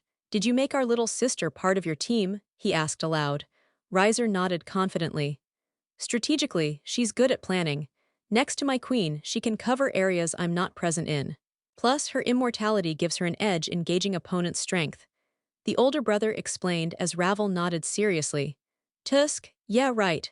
If I know you, you probably asked her for some dumb reason, like a fetish or something, Naruto retorted. Ravel's face turned red, and the rest of Riser's peerage seemed to silently agree Naruto hit the mark. Whatever, let's start this rating game. I have a honeymoon to attend, Riser said, thinking of his plans with Ria's. Same here, I'm looking forward to beating you and settling the score. Time to see what kind of phoenix we really are, Naruto replied. Alright, the arena is set. I'll explain the rules, Surzech said, taking on the referee role. The rules are simple. Naruto and Riser will fight with their peerages in an all-out battle royal. To win, a player must eliminate the other, regardless of any remaining participants. No outside help or familiars are allowed. Only weapons personally owned by the players may be used. Pawns may promote up to 2 times, since this is a quick match, and promotions can happen anywhere without the king's approval. Riser smiled, knowing all 8 of his pawns could promote into queens, giving him 9 queens from the start. Naruto showed no reaction, maintaining a poker face, knowing Riser had no idea what his peerage could do. Naruto-kun, where is your peerage? Surzech asked kindly. Don't worry. I asked Graphia to prepare a separate teleportation circle to bring my peerage into the game secretly. They'll appear automatically once I arrive, Naruto replied. Surzech nodded. Very well, with all rules set, let the rating game begin, he declared. A magical circle formed around the 2 phoenix, teleporting them into the battlefield. Rating game. The battleground was straightforward. A massive chessboard stretching across a cityscape, with chess pieces towering like skyscrapers. On one end, Riser and his peerage materialized from a teleportation spell. Opposite them, Naruto appeared, flanked by his own peerage. The 2 groups stood roughly 5 miles apart. Phoenix Castle. Inside the castle, everyone either sat or stood as they watched the large screens displaying the start and anticipated results of the rating game. At one table, Rias waited eagerly, curious about how Naruto planned to face his elder brother, Riser. As the Crimson Princess contemplated the situation, Akino and other members of the Occult Research Club, along with Sona and Tsubaki, gathered nearby, sharing her anticipation. I'm really curious about Naruto-kun's strategy. Things could get tricky if he can't find a way to manage both his brother and their younger sister, Akino mused aloud. I'm not sure, but since he's a prodigy in battle, it should be fascinating to watch, Sona replied thoughtfully. Prodigy? Ise asked, noting that only Akino, Kaneko, and Sona, besides Rias, were familiar with Naruto's background. Kiba and Asia were also intrigued, as they knew nothing about Ria's childhood crush. You see, many of you know Rias as a prodigy herself, earning the title Crimson Ruin Princess. But compared to Naruto's talents, he was much stronger than Rias was at their age, Akino explained. Yes, Naruto-san is truly exceptional. Though not the best academically because he doesn't care much for school, he's incredibly intelligent when it comes to planning, both before battles and adapting on the fly. He even sparred against one of Lucifer-sama's pawns, who ranks among the top 5 pawns in the Devil's Society, Sona added. Fighting Beowulf with his bare hands, Kaneko stated flatly. Everyone was impressed by how skilled Naruto had been as a child. Before more could be said, Surzech announced the start of the rating game, prompting both brothers to release their peerage. There's Riser's peerage, Asia said with concern. I hope Naruto-san has a strong peerage too, Kiba remarked, noticing that on Naruto's side of the field, only one figure stood beside him. The figure was a young woman about 57, beautiful and curvy, especially with her notably large chest. Her hazel eyes sparkled beneath long blonde hair tied in a ponytail that cascaded past her waist. Some bangs framed her face, accentuating her pointed elf-like ears. She wore a light pink short jacket over a tight, black sleeveless top that stopped at her waist, revealing a generous amount of cleavage. A white skirt reached her knees, allowing free movement, complemented by black pantyhose and mid-calf lace-up gray boots. Wow, she has the biggest chest I've ever seen, bigger than Akino-senpai's. Ise exclaimed, unable to hide his usual lecherous gaze. Pervert, Issei-senpai, Kaneko said flatly, glaring at him. Arish Shizuka-chan has really grown since I last saw her, Riaz remarked, with Akino and Sona nodding, though Riaz and Akino both felt slightly threatened by Shizuka's bust, which was even larger than theirs. Shizuka? Kiba asked, curious. Yes, Shizuka-san is one of Naruto's earliest pieces and serves as one of his bishops. She's the same age as Riaz, Akino, Tsubaki and me, and a close friend, Sona explained. She's a bishop, Issei repeated, glancing between Shizuka and imagining Asia. Asia was cute and beloved at Kyo Academy, often called the princess of the second years. Shizuka, on the other hand, would be considered the third great lady if she transferred there. Issei couldn't help but wonder what her curves felt like.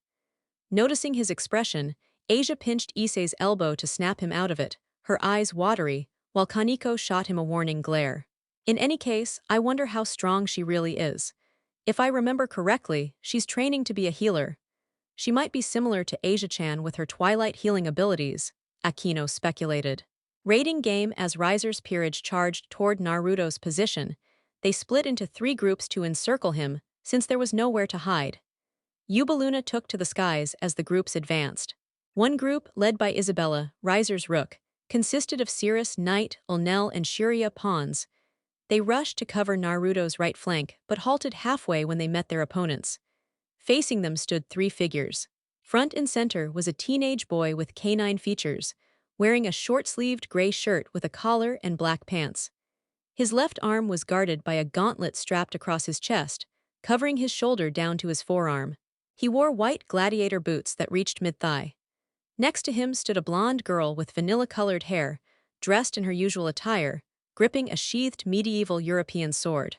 Alongside them was Hakufu, dressed in a black Chinese-style dress, adorned with a red flame pattern rising from the waist, with a chest cutout revealing ample cleavage. The high slits on both sides extended up to her waist, showing off her strong legs clad in black martial arts shoes. The 2 groups stared each other down, and the boy sighed heavily. "What's wrong, Koda-kun?" Hakufu asked, noticing his lack of enthusiasm. "I was hoping for a real challenge in our first raiding game. Instead, I'm up against a bunch of girls." "No wonder Naruto said I shouldn't come. I won't stand a chance," he said. "What do you mean? Naru-chan said his brother has 15 pieces, that's plenty of opponents to test ourselves against," Hakufu replied. "It's not that. It's just," he glanced at the opponents disinterestedly. "They're all girls," he muttered. "Is that what bothers you, Kataru-san? You don't seem fazed when fighting me or the others," said the blonde girl. "Well, yeah, but these girls won't be much trouble. You all are strong enough that I don't worry when you fight," he answered. "I can understand that," she said, quickly drawing her sword to block a heavy Zweihander strike aimed at their group. She held it back with one hand as the attacker pushed hard with both hands. She swiftly parried the blow and kicked the attacker back toward her group. Hakufu called their attention. "That was rude. Can't you see we're talking here?" she said with an annoyed expression. "This isn't the time for chatting. Our goal is to ensure Riser-sama's victory," Cirrus, the Zweihander wielder, declared. "She's right, Hakufu Kataru-san. If you don't want to fight these weaklings, that's fine. But can you cover me and Hakufu?" the blonde requested. "Sure, no problem," Kataru agreed, stepping back. "All right then, Hakufu, ready?" Naruto's swordsman asked. "Yup," Hakufu replied, adopting a kung fu stance, while the blonde raised her sword vertically before her face. As they prepared, Riser's group glared. One of them seemed uninterested, while the other 2 showed little concern. "Before we begin, may I have your names? I'd like to know my opponents," the swordswoman requested. Riser's group growled but named themselves and their pieces. In return, Naruto's group introduced themselves. "Very well. Since you've shared your names, here are ours. I'm Sylvia Van Hossen, Naruto-sama's knight," Sylvia said with grace. I'm Hakufu Sensaku, Naru-chan's pawn, Hakufu said confidently. And I'm Kataru Yugami, also Naruto's pawn, he added simply. Introductions complete. Isabella turned to Nell and Shiria. You three know what to do. All three pawns nodded and declared in unison, promotion, queen. Their forms shifted from pawns to queens, and magically the twins summoned chainsaws. Sylvia glanced at Hakufu unimpressed. All right, Hakufu, your turn. Hakufu smirked. Promotion, rook, she declared, transforming into a rook piece. After a brief pause, the two groups charged toward each other. Banquet hall, as the crowd watched Riser's pawns all transform into queens and Hakufu shift into a rook, while Kataru stayed idle. Interest from the guests grew visibly. How intriguing, Lord Gremorys muttered, his voice catching the attention of his family and Lord and Lady Fenix. What is it, Surzech-sama? Grafia inquired with curiosity.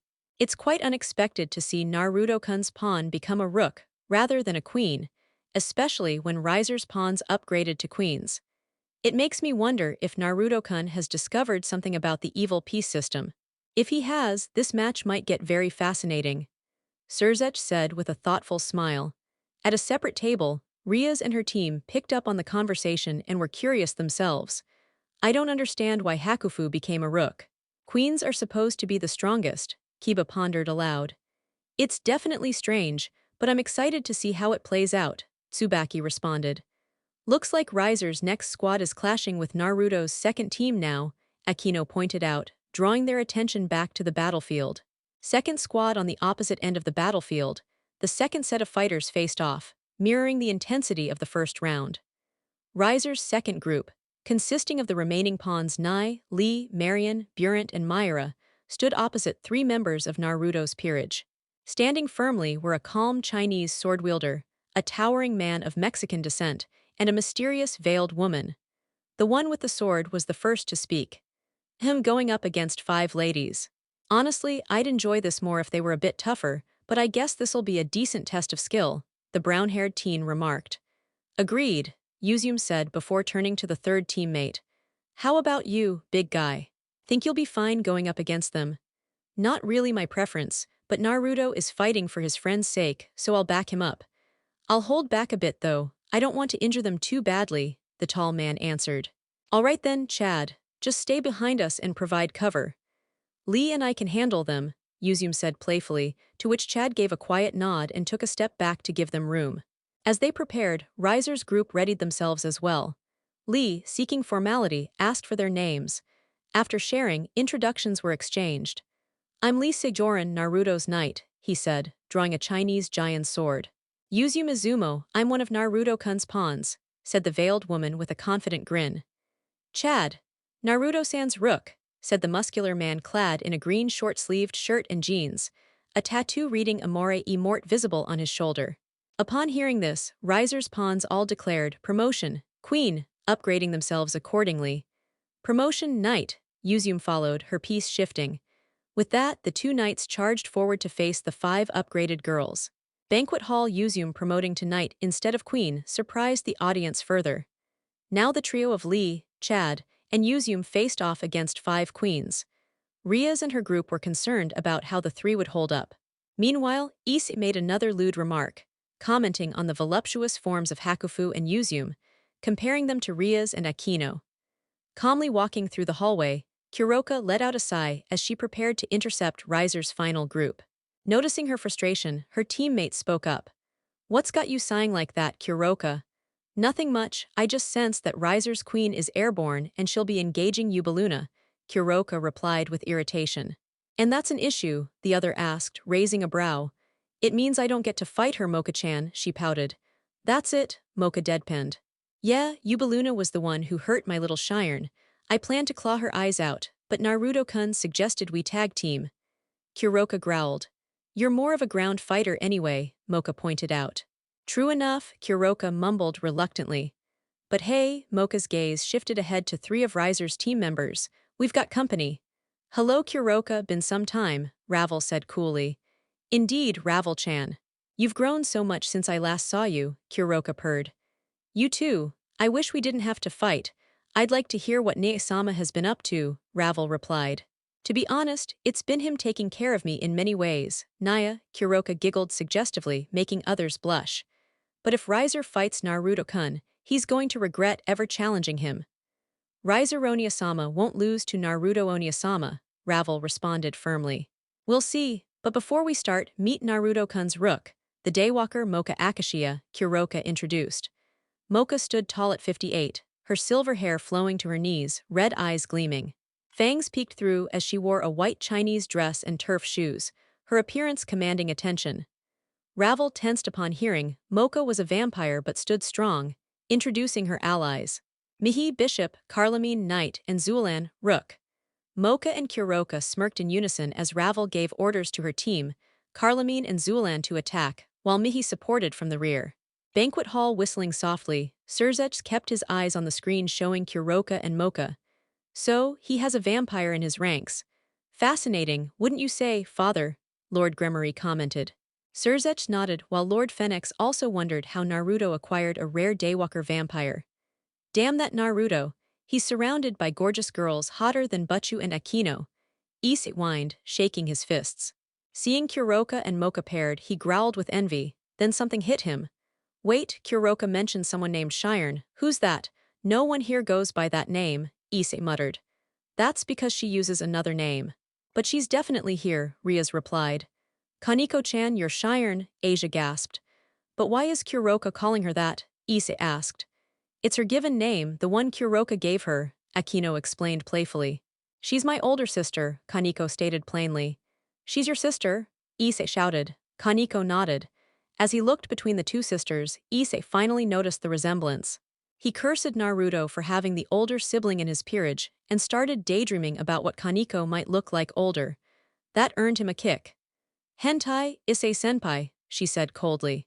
If they're sisters, why aren't they both in your team, Butchu? Asia asked innocently. Years ago, Naruto found both Kuroka and Kaniko. He took Kuroka in, but due to complications, he asked me to look after Kaniko, and I'm glad I did. She became an amazing rook, a wonderful friend and a precious little sister, Riaz said warmly. Kaniko remained stoic, but deep down, she was thankful for Riaz's kindness and support throughout the years. Their focus shifted when Sona voiced her thoughts on Naruto having a daywalker. Ise was surprised, though not as much as before. Riaz, however, began wondering how this would affect her own peerage dynamics. As their conversation carried on, a loud explosion from the screen reminded them of the raiding game. Smoke cleared, revealing the fierce results of the battle taking place. Kataru's squad, as the chainsaw-wielding twins advanced with boosted strength from their queen-level promotion, Naruto's first team remained calm, waiting for the right moment. Once the twins crossed the halfway point, Hakufu sprang into action. She darted forward, catching the twins off guard as they raised their chainsaws to attack. Her first move was to neutralize their weapons. Channeling her magic, she summoned a small stream of water, targeting the chainsaw's weak points. A swift punch followed by a sharp back elbow shattered the weapons. Hakufu then executed a spinning double kick, launching both girls away in opposite directions. Seeing their allies taken out, Cirrus and Isabella stepped in, only to find Sylvia already intercepting them. She focused on Cirrus, effortlessly deflecting her heavier sword strikes with superior technique and pressing the offensive. Meanwhile, Isabella charged at Hakufu, who remained unfazed. Despite Isabella's refined martial arts, Hakufu calmly deflected, dodged, and redirected every strike. Once Isabella overcommitted with a punch, Hakufu ducked low, gathered Kai in her hand, and delivered a devastating palm strike to her abdomen. Isabella was launched backward, the Kai-empowered blow tearing through parts of her outfit, slamming her into a massive stone chess piece. Embedded deep within the structure and unconscious, she was teleported out of the battlefield. Riser's rook has been retired, Graphia's voice rang out. Observing the battle from afar, Shuria opted to join in. She elevated herself to queen status, her magical power surging. From a distance, she hurled numerous blazing fireballs toward Hakufu, hoping to overwhelm her. Reacting swiftly, Hakufu tapped into her Kai and water affinity. A large amount of water enveloped her like a cloak, and she launched a massive stream toward Shuria's fireballs while charging ahead. The water met the fireballs midair, nullifying them in a steamy collision. Shuria, caught off guard, had no time to dodge as Hakufu closed in, and delivered a punishing left hook to her gut. How? She gasped before falling unconscious and vanishing in a teleport. Riser's pawn has been retired. The twins shakily stood, still dizzy from Hakufu's earlier kick. As they stumbled together to regroup, a voice startled them from behind. Time to put little girls like you to bed. They turned to find Kataru right behind them, hands resting on their shoulders. Before they could react, he pinched a pressure point on their necks, instantly rendering them unconscious. Both were swiftly removed from the battlefield. Two of Riser's pawns have been retired. Cirrus, breathing heavily and gripping her weapon, stood alone. Sylvia, still composed and relaxed, faced her without a trace of fatigue. As Cirrus took in the absence of her teammates, Isabella, the twins, and Shuria, all defeated, she could only think one thing. How are we losing this fast? Banquet hall, the audience watched with awe as Naruto's team eliminated 4 of Riser's pieces, 3 of whom had queen-level boosts. What stood out most was the efficiency. Hakufu, Kataru, and Sylvia didn't even seem winded. My, Hakufu-san handled them with little trouble, and Kataru took care of the twins like it was nothing, Akino commented with admiration. Issei, meanwhile, had trouble accepting what he saw. He had fought the same enemies, and despite his boosted gear, struggled greatly. Hakufu's sheer power, even as a rook facing promoted queens, served as a reality check for him. She's strong, Kaneko remarked in her usual flat tone.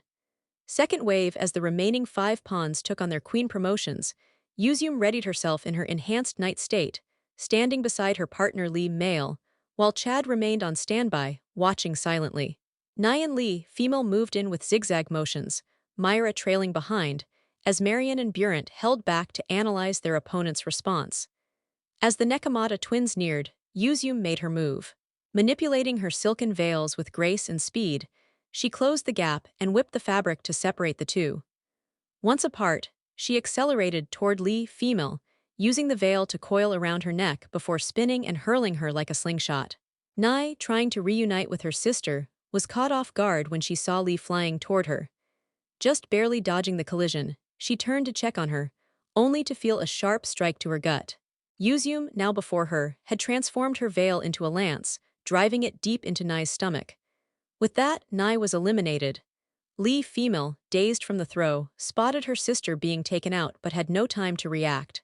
Myra, meanwhile, was intercepted by Lee male, who grabbed and threw her toward Lee female, knocking both to the ground. Naruto's knight, standing poised, gripped his sword with both hands, horizontal blade, vertical hand posture. Lightning began to crackle along the blade as he gathered power.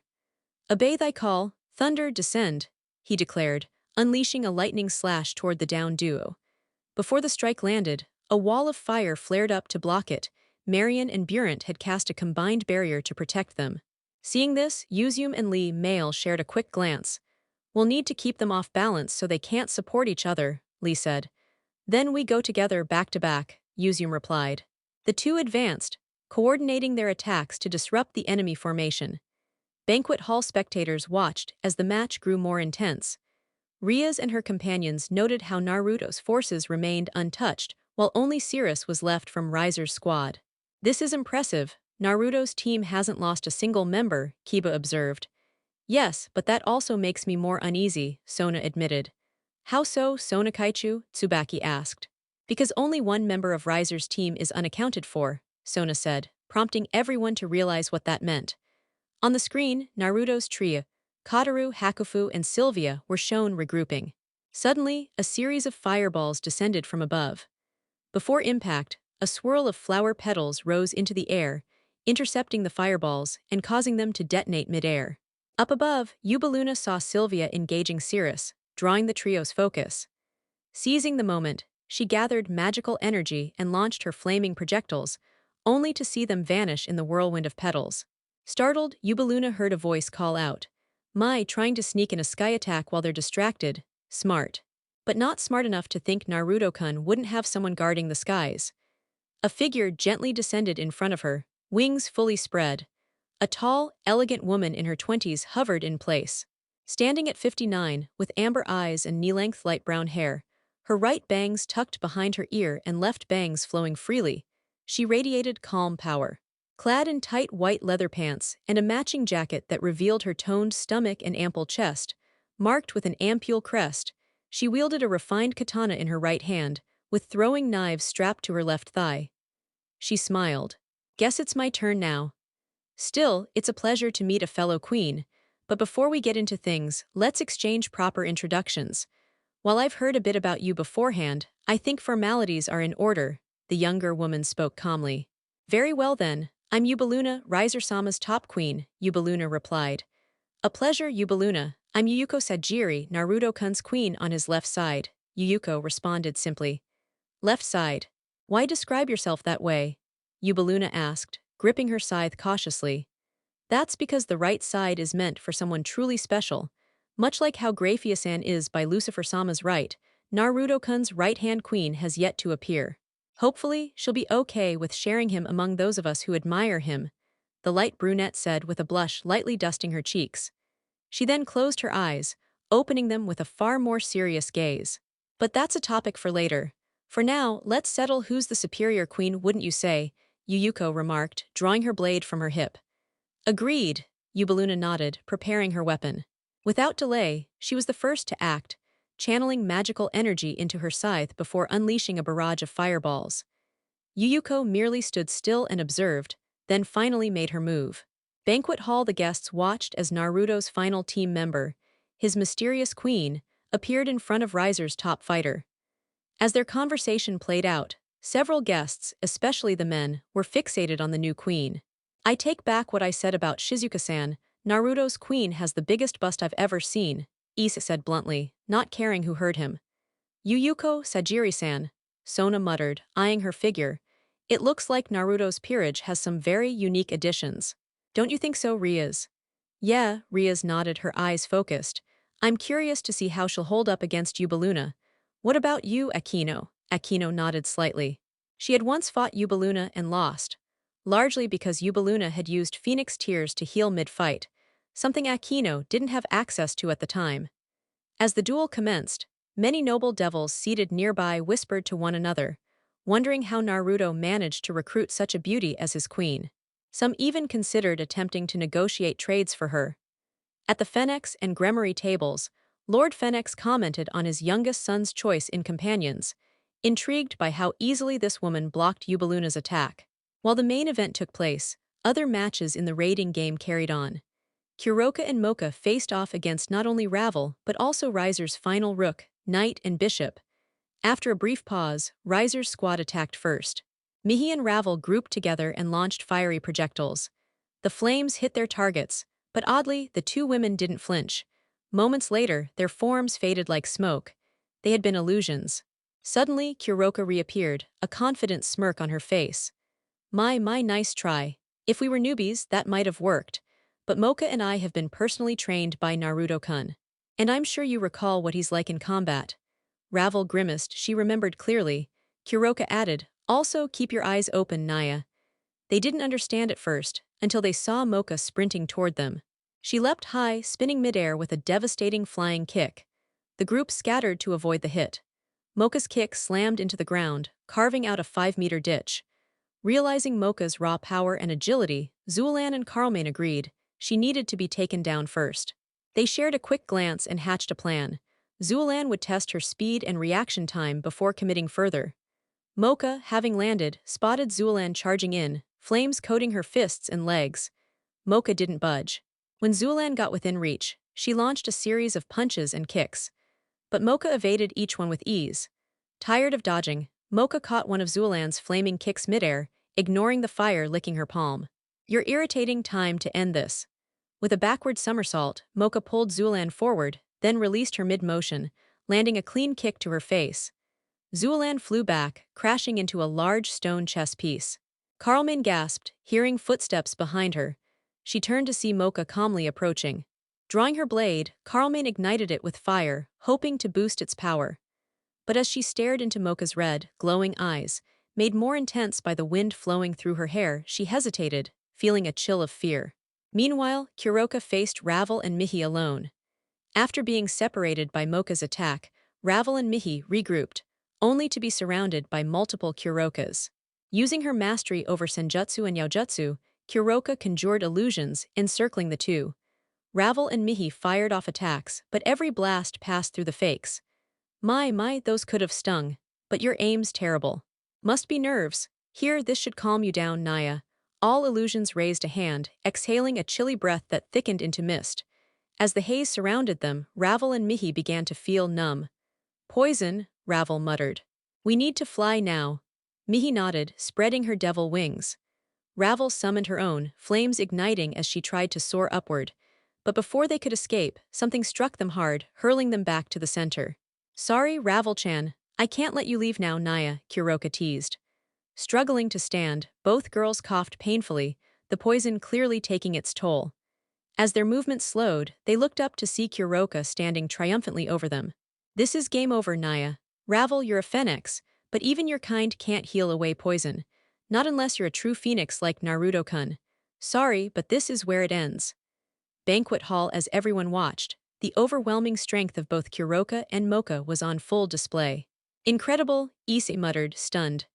Big difference, Kaneko said bluntly, though envy crept into her voice. Watching Mocha crush Zulan with minimal effort and her sister outsmart Ravel with poison only highlighted the gap in their power.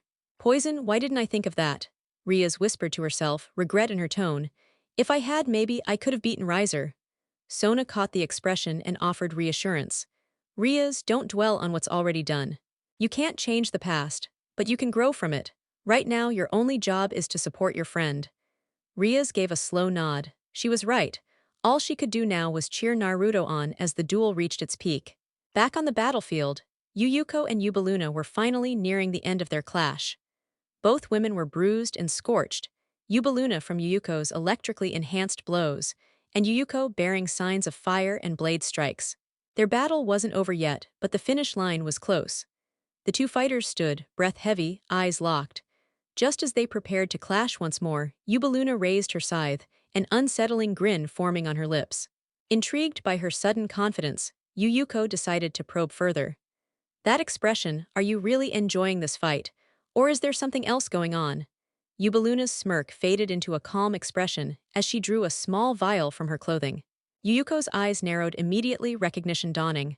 Wait, is that? Yes, Yubaluna interrupted smoothly. This is a vial of phoenix tears. You're aware of what they do, I assume. They heal all wounds. You've put up a good fight, but this is your end. She downed the contents, and in seconds her injuries began to vanish, restoring her strength. Confidence radiated from her now, believing the tide had turned. But as she glanced at Yuyuko again, unease crept in. Despite the situation, Naruto's queen remained calm, smiling, even. I see the phoenix tears live up to the stories, but even so, it changes nothing. My assignment is complete, Yuyuko said plainly. Assignment? Yubaluna asked, preparing another magic attack. Yes, Naruto-kun asked me to analyze and assess your capabilities. After watching your match with Riaz and now fighting you myself, his theory holds water. Riser clearly hasn't trained his peerage adequately, Yuyuko said with subtle disappointment. Angered, Yubaluna launched a barrage of fireballs, which Yuyuko dodged and redirected with bursts of lightning infused into her limbs. Creating space between them, Yuyuko looked over her shoulder at the bomb queen. I think I've entertained you long enough. Let's end this. Slowly, she drew her sword, its blade glinting with static for the first time in their battle. The spectators in the viewing hall leaned forward, captivated by what was unfolding. Yuyuko's long, smooth hair began to shift in color, fading from light brown to shimmering silver, reminiscent of Graphia. Once the transformation completed, she raised her sword and pointed it directly at her opponent. Without waiting, Yubaluna gathered an enormous surge of fire magic and fired a blast at the now silver-haired queen. But Yuyuko moved, her blade crackling with lightning. Yubaluna unleashed her fire at point-blank range. But Yuyuko countered with a thunderous, electrically charged slash that not only nullified the flames, but expanded outward, engulfing Yubaluna entirely.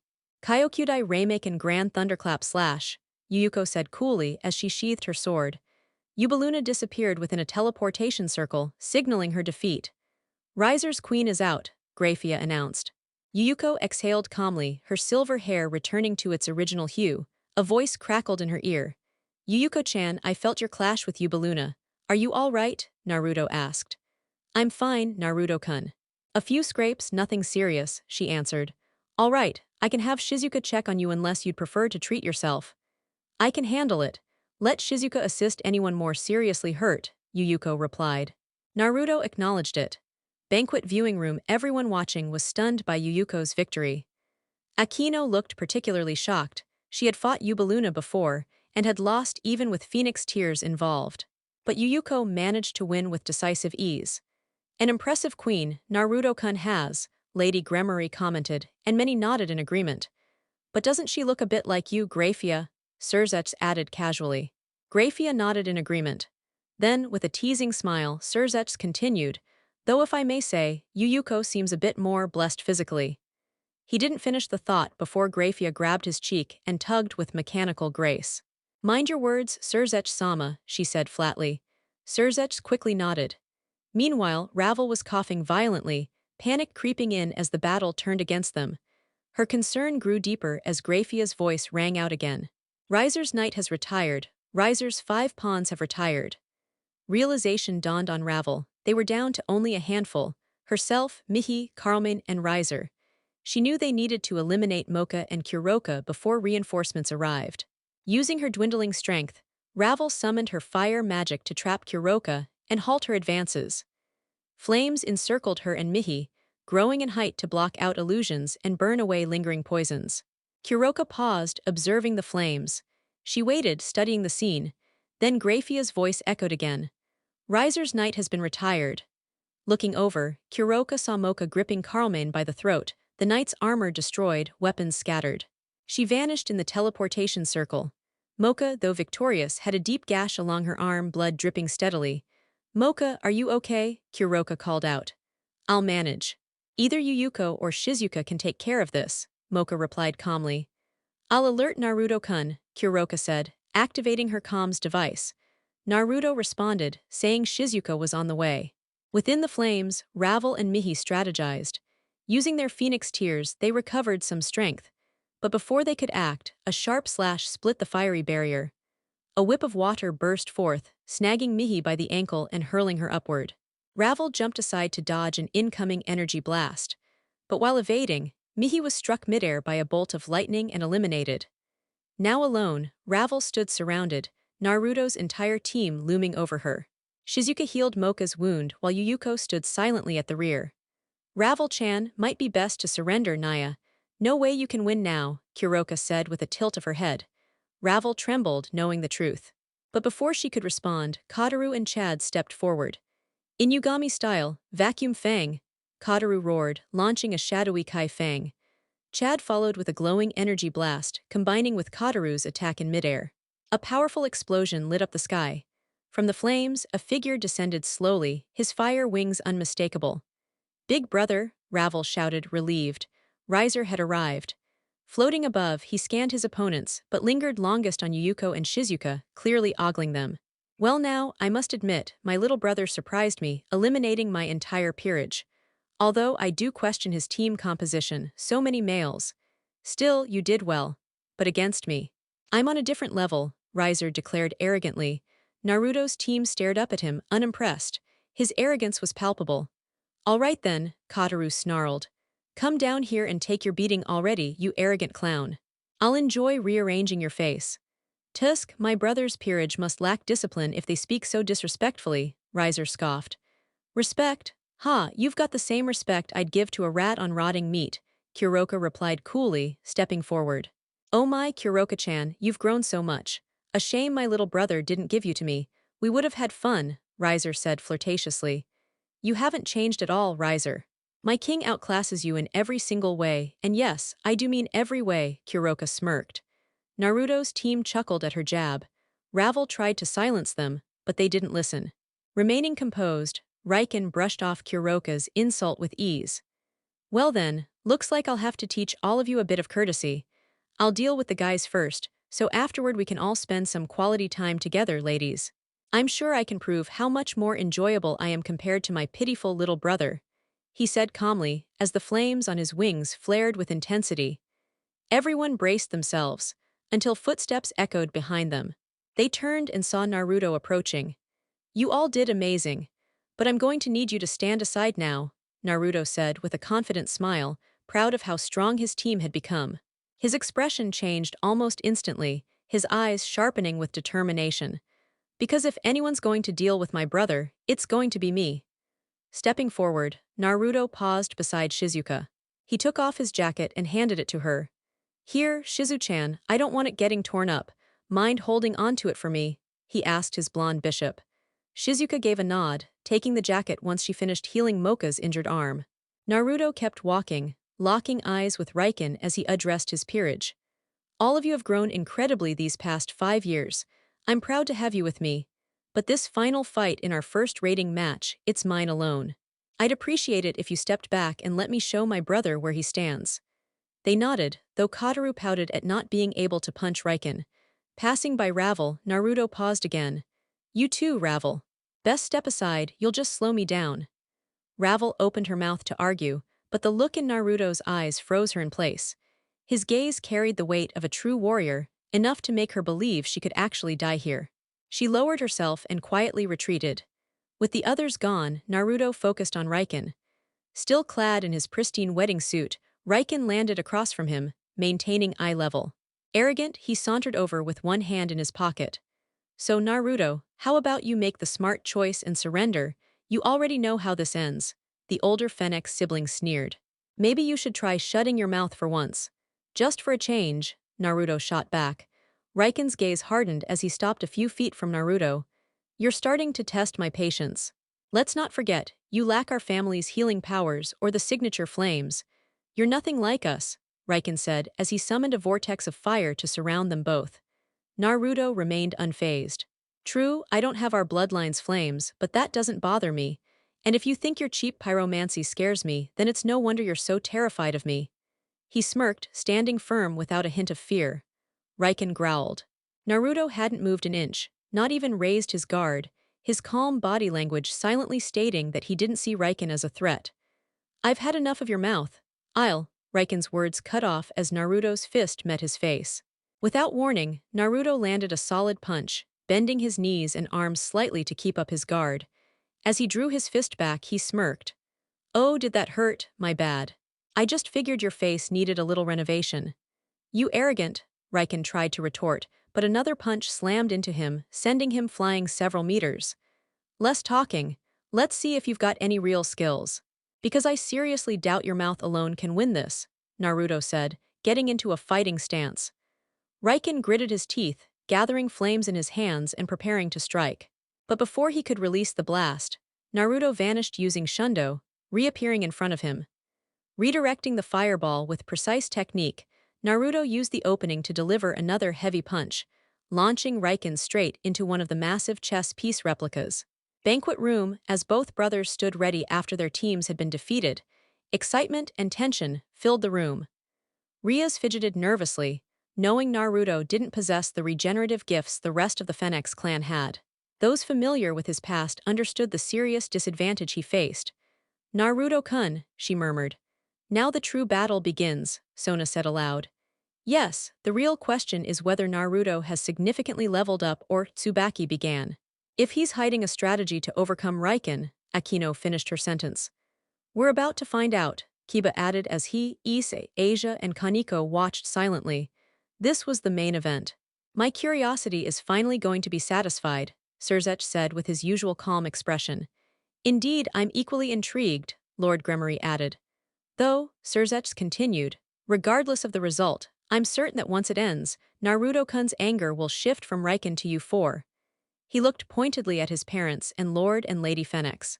Yes, but given that he left without any explanation or concern for others' emotions, his anger might not be too severe. Still, with Rias involved, the meeting won't be pleasant. Surzech-sama, I recommend we join Lord and Lady Phoenix to ensure things stay civil, Grafia suggested. A wise idea, Surzech agreed. Their attention snapped back to the screen where explosions erupted. Naruto was weaving around fire blasts hurled by Riken from the air. Raiding match arena Naruto dashed around at lightning speed using Shundo, effortlessly dodging his brother's fire attacks. A smug grin stayed on his face as he evaded each strike. Riken, hurling fire after fire, scowled. His brother wasn't even flinching. What's wrong, big brother? Can't land a hit from up there. Or maybe you just can't handle fighting someone stronger than you, Naruto mocked, taunting with exaggerated poses before vanishing from spot to spot as fireballs missed him. Irritated by the teasing, Riken grinned deviously and unleashed a flurry of blasts, not aimed directly at Naruto but around him. Naruto stopped, noticing something odd. Glancing around quickly, his eyes widened slightly in realization. So he's not all talk after all, Naruto thought. From above, Riken looked smug. Naruto now stood inside a ring of flames, a fiery trap his brother had set up while distracting him. How pathetic, you didn't even notice this move coming, Riken gloated, raising his hands. Naruto simply stared back, expression calm. He brought his hands together in a clap. Just as the flames collapsed inward, seemingly engulfing him, Naruto smiled subtly, as if he had been waiting for this exact moment. Reception Hall Naruto, Rias shouted as both Akino and Sona rose in panic at the sight before them. The room fell into silence as every spectator awaited the conclusion of the duel. But what followed caught everyone off guard. Even Riser himself hadn't anticipated it. The flames that consumed the center of the magical arena continued to swirl violently. Riser stared down with indifference, his expression cold. Ravel, nearby, trembled in horror, believing she was witnessing her brother incinerate Naruto alive. HMPH, this is what happens when you defy someone superior. Now that this nuisance is taken care of, I've got a wedding to prepare for. And once I have Ria's, I might just take her peerage too. Clearly they need a real trainer. Riser gloated. But before he could officially declare victory, something shifted in the blaze. The orange-red inferno began to distort, its natural color drained as tendrils of deep obsidian fire started to devour it. The black flames twisted around the arena, forming a dark vortex before peeling away to reveal Naruto standing unharmed at the center. His arms were folded, eyes closed. The only sign of damage were his burnt-away bandages, exposing jet-black markings coiled around his forearms. The moment the abyssal fire overtook Riser's own, Naruto opened his eyes, serious, intense, and full of fire. You were saying something. If that was the power of someone superior, then let me show you what a so-called lackey can do. Naruto said coolly, as the dark flames coiled back into his body. Witnessing Naruto control the black inferno left Riser stunned. This is impossible. You're not a phoenix. How can you even manipulate these flames? Riser demanded. It's simple, there's more than one kind of flame in existence. I just happen to wield a rare one that only a single being before me could handle. Naruto replied, smirking. Another being, Riser echoed, confused. That's right. You've heard of the legendary Dragon King, Vritra the Prison Dragon. He's the master of the Black Blaze, the Dragon Flame of Ruin. He was the first. Naruto lifted his forearms to his face. And now I'm the second, having mastered the forbidden dragon fire of Magia Irebia. A manic grin spread across his face as the obsidian flames pulsed from his skin, engulfing him in chaotic yet controlled fire. Fully charged, he shot forward at breakneck speed. Riser had no time to react before Naruto struck him with a punch wreathed in dark fire. Reception Hall, a wave of murmurs and gasps swept across the gathering. Those who knew the legends of the chaotic dragon flame couldn't believe what they were seeing. Naruto-san, he's actually commanding that forbidden fire. Sona said, awestruck. To think someone could control such a thing, Rias whispered, eyes wide with disbelief. My, you're not wrong. Akino added slyly, drawing attention with a sultry smile. But I must admit, he does look incredibly attractive with that fire around him, she added, placing a finger on her lips, visibly fantasizing. Ise teared up at the sight of Akino admiring Naruto's strength. I can't believe how reckless that boy is, to actually attempt to tame that cursed flame invented by deranged spellcasters. Lord Phoenix growled. I swear, I'm going to throttle my son for pulling a stunt like this. Naruto's mother exclaimed, shaking with frustration. As entertaining as that'll be, I'm more curious how he found that spell in the first place, much less mastered it. Surzech mused thoughtfully. Let's hold that question. Right now, I want to see just what this technique can actually accomplish in the hands of a devil, especially since everyone else who tried either died or lost their magic. Lord Gremorys said sternly. The veterans in the room who had heard whispers of Magia Irebia, the cursed flame of the dark dragon, remembered how every devil or magician that dared attempt it met only pain or death. Only a handful of humans, countable on one hand, had ever succeeded, and they had long since passed away. The spell had supposedly been locked away by the highest magical authorities. That Naruto had discovered and mastered it left the room wondering, what else could he do? Following up on his flaming punch, Naruto pursued his brother. With a swift elbow to Riser's midsection, he sent him crashing into the arena floor. Naruto stayed airborne, flames swirling around him. A burst of fire erupted from where Riser had landed. Wings flared, and Riser emerged, lifting himself to meet Naruto at eye level. He scowled, then suddenly chuckled. Naruto raised a brow at the reaction. I'll give you credit, carved out your own flame, that's cute, but against the true flames of the Phoenix, you'll burn out. Riser sneered. Let's test that theory, Naruto said with narrowed eyes. Riser summoned a spear of flame and charged. Naruto responded, conjuring a dark flame blade in his hand. The two collided midair, energy crackling with every clash. Reception Hall, the thunder of power echoed around the hall. The two brothers moved with incredible speed, fast, but still visible to most high-class devils. Rias and her companions watched, riveted, as the duel intensified. Everyone wanted to see. Could the flames of rebirth hold their own against the chaos of the forbidden dragon fire?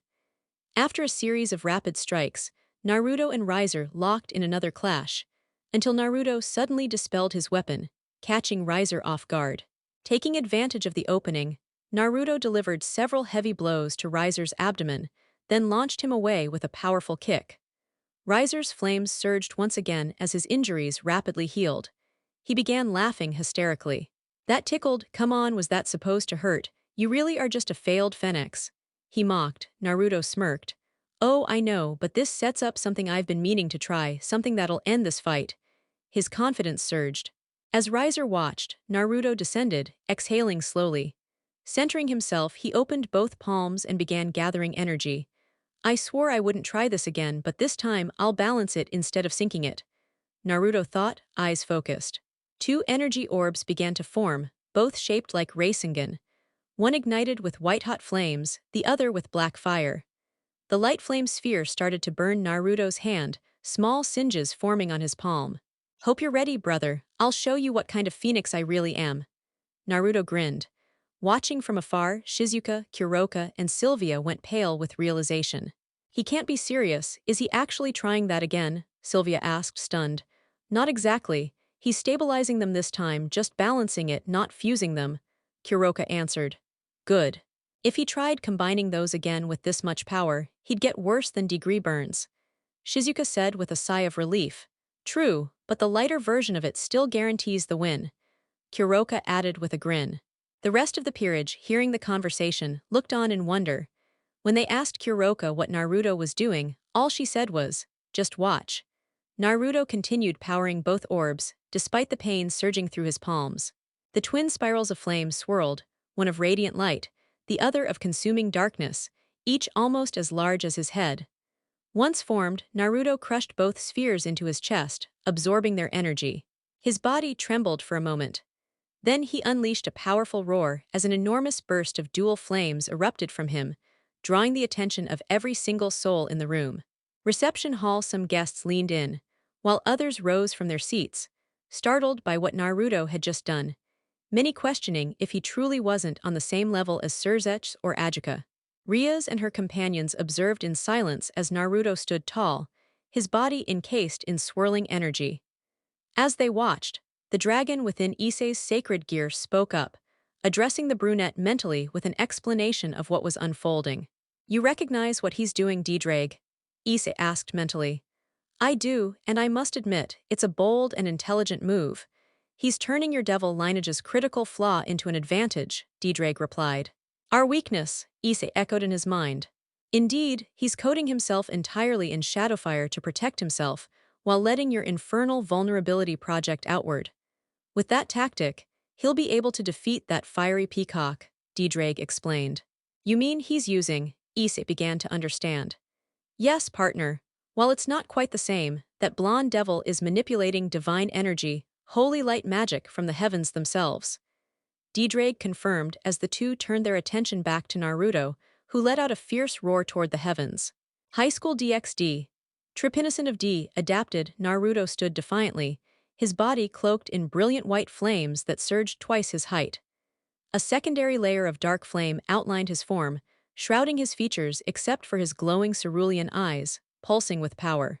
Riser stared at him, clearly uneasy, unable to comprehend what Naruto had done. Before he could make sense of it, Naruto locked eyes with him. "All right, Riser, let's see how you handle these flames," Naruto challenged coolly. Before Riser could react, Naruto vanished, reappearing in front of him to land a crushing right hook. Riser was thrown back, only for Naruto to leap ahead and deliver a spinning kick, launching his older brother into the sky. Naruto soared after him, maintaining distance as Riser stabilized himself using his flaming wings. Hovering at equal height, the two exchanged looks. Riser sneered, then barked a laugh. "Ha, that's it. Your attacks don't even." His words cut short as he choked, coughing up blood midair. His body trembled, his flames dimming as they struggled to heal his wounds.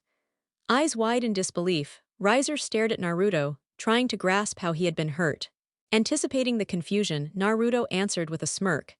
"Surprised, brother, didn't expect me to wield holy fire, did you?" he said, his grin sharp. Riser flinched slightly, then snarled in anger. Naruto warned him he should start fighting seriously because the gloves were coming off. Riser roared, his demonic fire wrapping around him, forming a blazing phoenix aura. He charged forward, and Naruto answered in kind. The two clashed midair in a violent explosion of flame and power. They separated, only to hurl themselves at each other again in a fierce back and forth. Reception Hall Rias and Sona sat in disbelief. Akino, meanwhile, looked increasingly intrigued, her gaze heating with each passing moment of Naruto's battle. Rias and Sona whispered in awe at Naruto's use of sacred flame. "Sacred flames?" Asia asked, eyes wide. "Flames akin to those wielded by the Archangel Uriel," Sona replied. "Though they burn, Naruto's fire is both holy and draconic, and divine fire is poison to us devils. That's why he's shielding himself in shadow flame, to prevent damage from the holy flames," Sona's queen added, and those in the know nodded in agreement. The dark fire neutralizes Riser's own demonic flame, creating a reverse combustion effect. That allows the sacred flame to lash out unrestrained, she explained further. "Even a phoenix can't regenerate instantly from mental trauma," Akino noted. "Mental?" Kaneko asked quietly. "Yes, his regeneration may be powerful, but his mind remains vulnerable," Rias elaborated. Now that Naruto had released both his sacred and draconic energies, Rias was certain he could win this fight. Surzech and the elders of the two noble families watched the youngest Fennec's son with fascination. "Naru-chan, what have you become?" Lady Fennec murmured softly. "I'd say he's matured into something quite formidable, don't you think, father, Lord Fennec?" Surzech remarked with a casual tone, though his mind churned over how Naruto had achieved such power. But how did he manage this? That cursed flame has long been outlawed. Much like forbidden arts, it gathers the corrupted energy not from nature, but from malevolent dragon spirits, Lord Fennec commented. "What might have happened to trigger such a transformation?" Lord Gremorys pondered aloud. "We can ask him soon.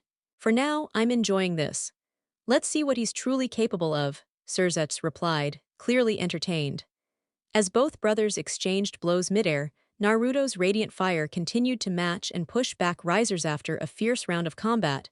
The two broke apart again, hovering across from each other. The crowd looked on, taking in the visible damage each had sustained, and realizing that this battle was far from over.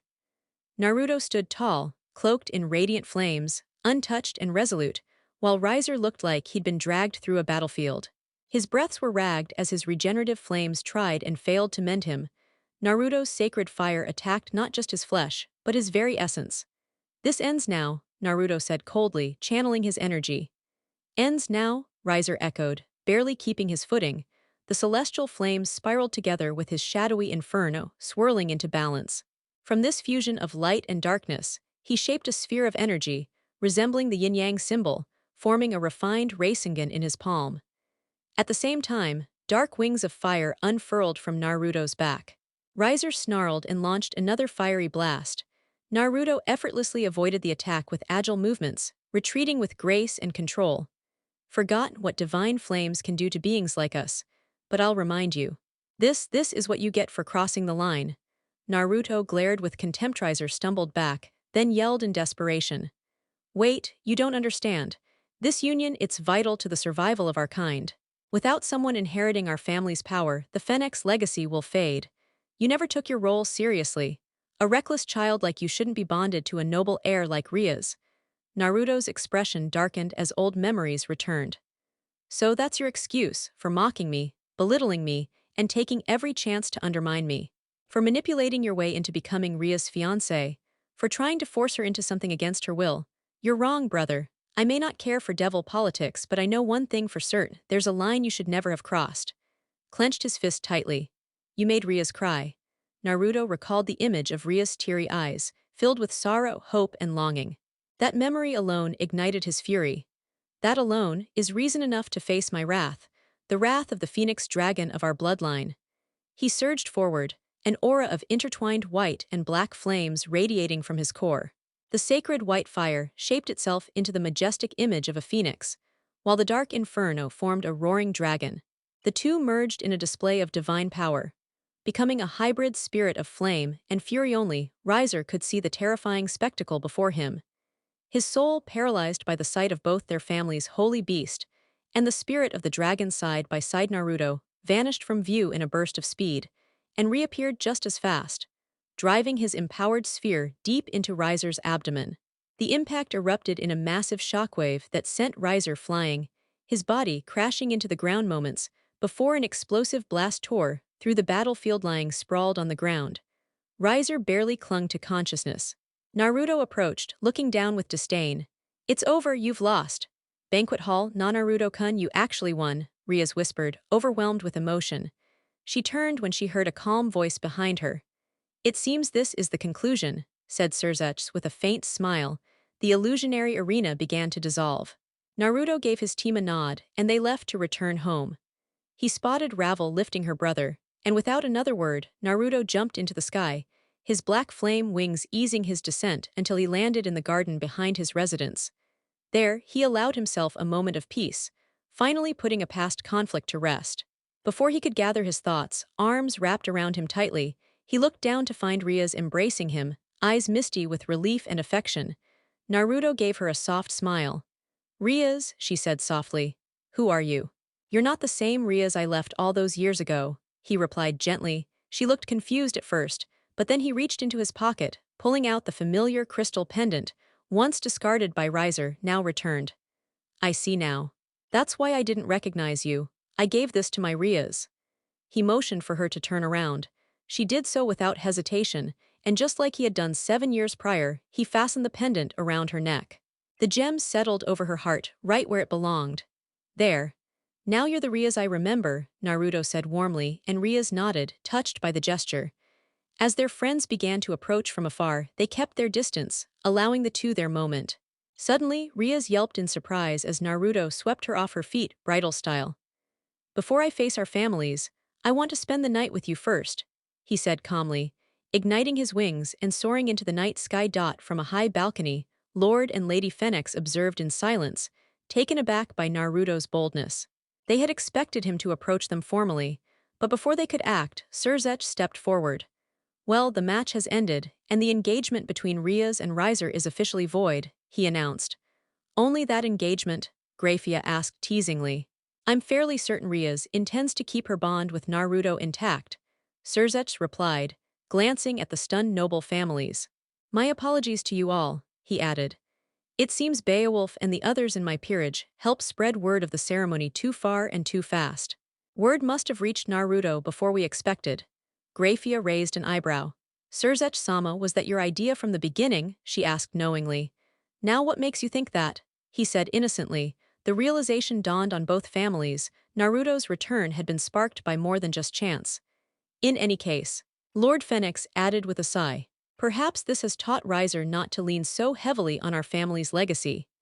Powers of the abyssal flame and the dragon spirit, the red dragon emperor rising from my sister's side.